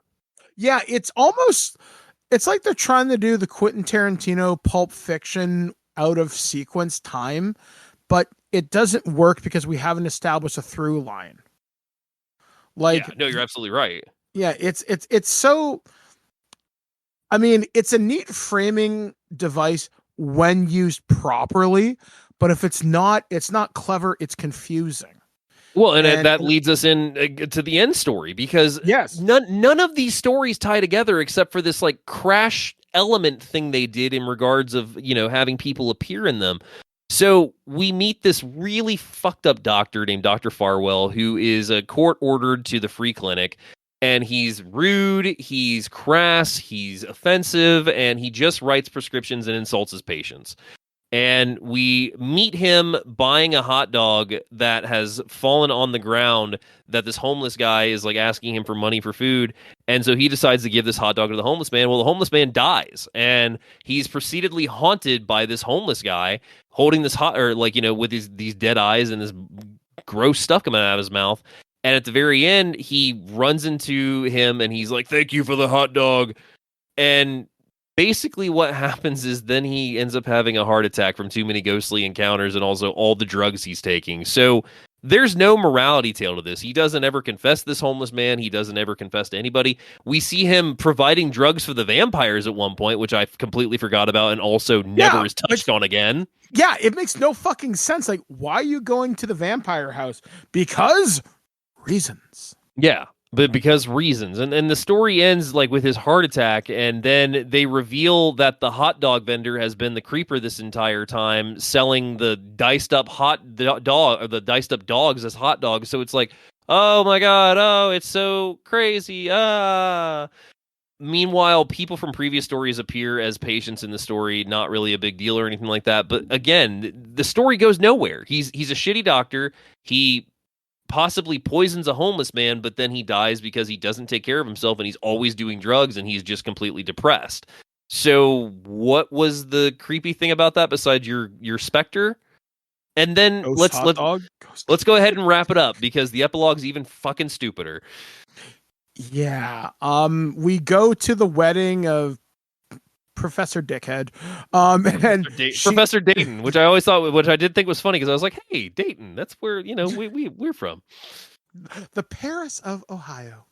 And she's all wrapped up like a mummy. She goes to throw the bouquet and her hand fucking falls off. She gets in the car. She starts weeping blood. And then Hot Dog Man's like, look at me, I'm scared. And then the worst fucking CG since the Birdemic. It is. Don't forget about Alice's family. Don't forget about Alice's family because as they leave for the wedding, the mom's like, Alice's wedding will be so beautiful. And the dad's like, she's convinced we have this daughter named Alice because we see Alice as a rabbit in the back of Dayton's car as he drives off. Oh yeah, I forgot about that. Like what the fuck, guys? Like, it's one thing to have clever continuity, to have gags, to have callbacks, but this just fails on every conceivable front. That it's kind of astounding how bad this is. Like, I don't feel like there was any love put into this production at all. So I did a little bit of digging, and I found an old review from Dread Central from a couple of years ago. And I'm actually going to read this to you because it is so fucked up. So let me find this. Oh my God. So he's talking about special features. Let me see. Okay. Thankfully, the only bit of supplemental material comes in the form of a 23-minute making of featurette. As a reviewer, it is my job to watch everything and let you know what the deal is. This is the one time I knew deep down I should just step 5 feet back from the TV and let things go. But I couldn't. Part of me had to see what these talentless second-rate hacks had to say for themselves. And there I was, readying the spot on my wall I was going to batter when it happened. Another guilty party came into my sights. Actor Emmett McGuire. Tell me who that is while I'm kind of reading this. So, actor Emmett McGuire, who incidentally hasn't worked in this business since 1977, most likely because he is awful. What did this guy do to raise my ire and get me to spew some venom his way? It has to do with a statement that he made during the featurette that went something like, despite the original being written by Stephen King and part 2 being written by George A. Romero, I honestly believe ours is the best written and the best film. Blasphemy, that's Professor Dayton, by the way. Fuck that guy. Yeah, that's the guy that plays Professor Dayton. If this were ancient Jerusalem, you could get stoned for statements like that. I thought my head was going to explode. Maybe wrecking my wall wasn't enough. Maybe I should just go outside and wait for someone who resembles McGuire to walk by so I could angrily pounce and beat them to death with my shoe. That would make me feel better. Yet I kept my cool, gathered my thoughts, popped a crater into the side of my house, and here I am. Now, this review concludes with this line. I've never seen this happen on a review site ever or since. Please do not discuss Creepshow 3 in our forums. Just let it crawl away and die. I mean, that's direct enough. That's fucking brilliant, man. I can't imagine. Sometimes you get set. Like, I've been in the media since 2007, and sometimes I get review copies for things that aren't necessarily great. Yeah. Sometimes I've been kind to these things in my early years when I was learning the forum, relationships, whatever. And sometimes you can spew some venom at stuff. I remember when people were reviewing Duke Nukem Forever back when that came out in 2011 or 12 or whatever it was. Oh, buddy. And I remember, I think it was the CEO of that company came at people who were posting negative reviews. I was working with a fairly well-known website at the time, and I think they came after us, if I remember correctly. But I said in my review, this game is definitely not for everybody. I didn't enjoy my time with it. Maybe hardcore fans will, whatever. And sometimes you can spew venom and it's considered not necessarily acceptable, but if it's the general consensus, you can get away with it. But when you write reviews like that, that's going to anger PR people, because PR people talk. But sometimes, and I've learned this recently, when you don't get a review copy for something, there's probably a reason why. Mm-hmm. And there's been several video games of late that we just haven't gotten for review in the last couple of years. And so I was like, that's funny. They normally give us everything. Yeah. And then the game comes out and you're like, oh, well, thank you for saving me 30 hours of time. Yeah. And this feels like one of those movies that when it was out on press tour, I can't see a lot of people saying very kind things. The fact that it even holds a 33% on IMDb honestly surprises me. Yeah, I mean, I think what is best said about Creepshow 3 is my review of Letterboxd, where I said my favorite segment is still the end credits. Yeah, I mean, it's bad. It's not entertaining. No. I think there's potential in here with some of these stories under a more competent director. I think you could if I could salvage any story out of this, it would be the radio. I would bring that to Creepshow TV and redo it as my smartphone idea. Mm-hmm. And I think you could do the Call Girl Killer. Yeah. If you did that on the Creepshow TV as the middle story that had the most time to breathe. Absolutely. And I think, honestly, with Creepshow 3, it's not worth your time. We are not saying this because we are haters. Creepshow 3, I'm going to say this in the most wholehearted way I can say it to the creators. I appreciate what you did and what you thought you were doing. This movie just did not land with really anyone for the most part. And I'm happy that it's still being released, because I don't ever want to stifle any creators' art by any point. But I was completely baffled when Shout Factory announced that they were releasing this on Blu-ray, and still have it on Blu-ray too, because I just don't see really the audience for this movie. And if I'm wrong, I'm wrong, but just the way the stories are all over the place, the way that there's really no names in this, and overall not much of any payoff whatsoever that you just don't expect. I will admit the professor's wife story with them dissecting her, it's over the top and gross, but it does have some funny points. But for the most part, like, I didn't remember a thing about the Alice story. I didn't remember a thing about the radio. I remembered the call girl. I remember the professor's wife. And then I remembered a little bit of the hot dog reveal, and that was about it. And I really just hope I never have to watch this movie again.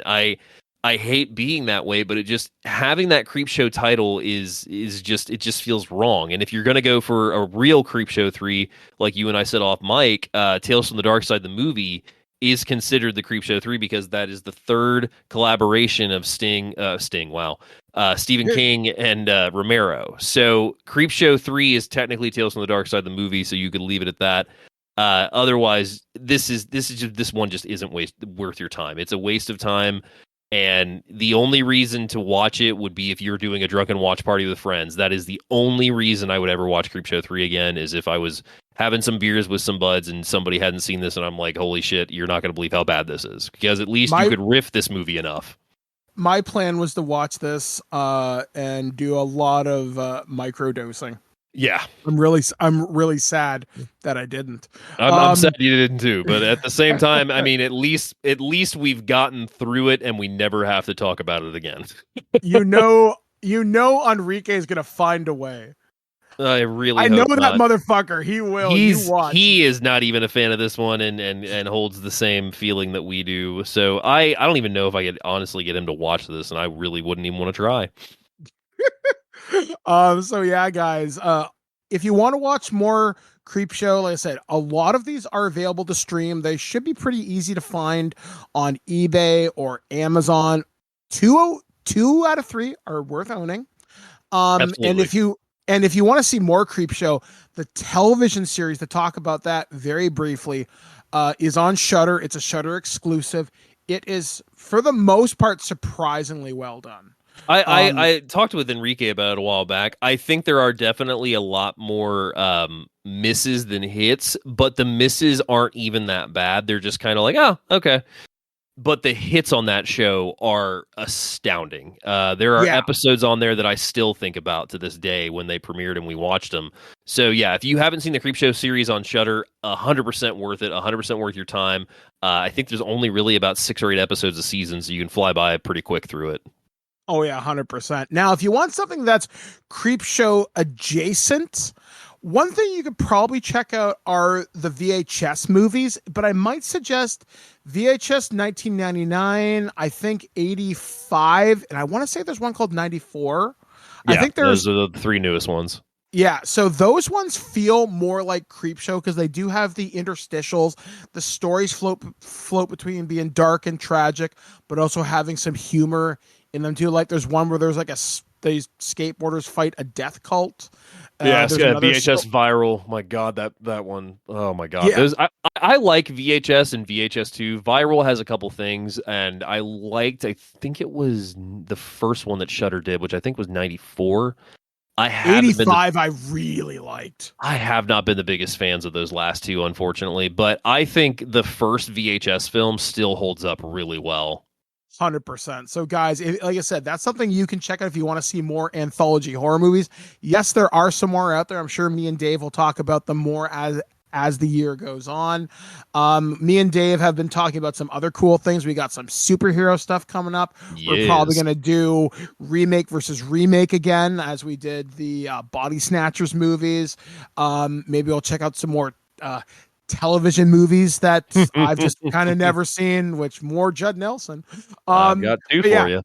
See, so yeah, we got so much to talk about. So between myself, Dave, Alex, and Aaron, and Ken, lots of good stuff coming up here on Loose Cannon. So if you want to get involved with the show, you can email us feedback@thisweekingeek.net or connect with our social media @thisweek. Or if you want to connect with me personally, Mike@thisweekingeek.net. You can find me on all social media platforms at @BirdmanDodd. I always look forward to hearing from you. And Dave, and if people wanted to find you and your podcast, where would they have to go? So you can find me over with my good friend and co-host Enrique Couto, as we are on Do You Even Movie. It is a podcast that is not about film, I would say, appreciation as much as enthusiasm. We have a lot of great movies on there that we have started our lineup with. Get ready for a really awesome February, March, whenever this is airing. But I would say that you can find me over there on Do You Even Movie, but you can also find me at David's Watching Movies Again on Instagram and X. You can also find me at Do You Even Movie Pod on TikTok and Do You Even Movie Pod on Instagram as well. I would love to hear from y'all. We are having a great time over there, so make sure you check us out. We've got a lot of great catalog titles coming up. All right, there, guys. So that's going to do it for this edition of the Twig Video Store here at Loose Cannon, as we shut down the popcorn machine, get the stuff off the floor, and just look at the mountains of unwound tapes, you bloody savages. So for This Week in Geek, we have been David Denoyer. I've been Mike the Birdman saying, be kind, rewind. Are either one of these any good? Sir? What? Are either one of these any good? I don't watch movies. Quick, change the channel. You're wasting your life making shit! Nobody cares! These movies are terrible! You're still here? It's over. Go home. Go.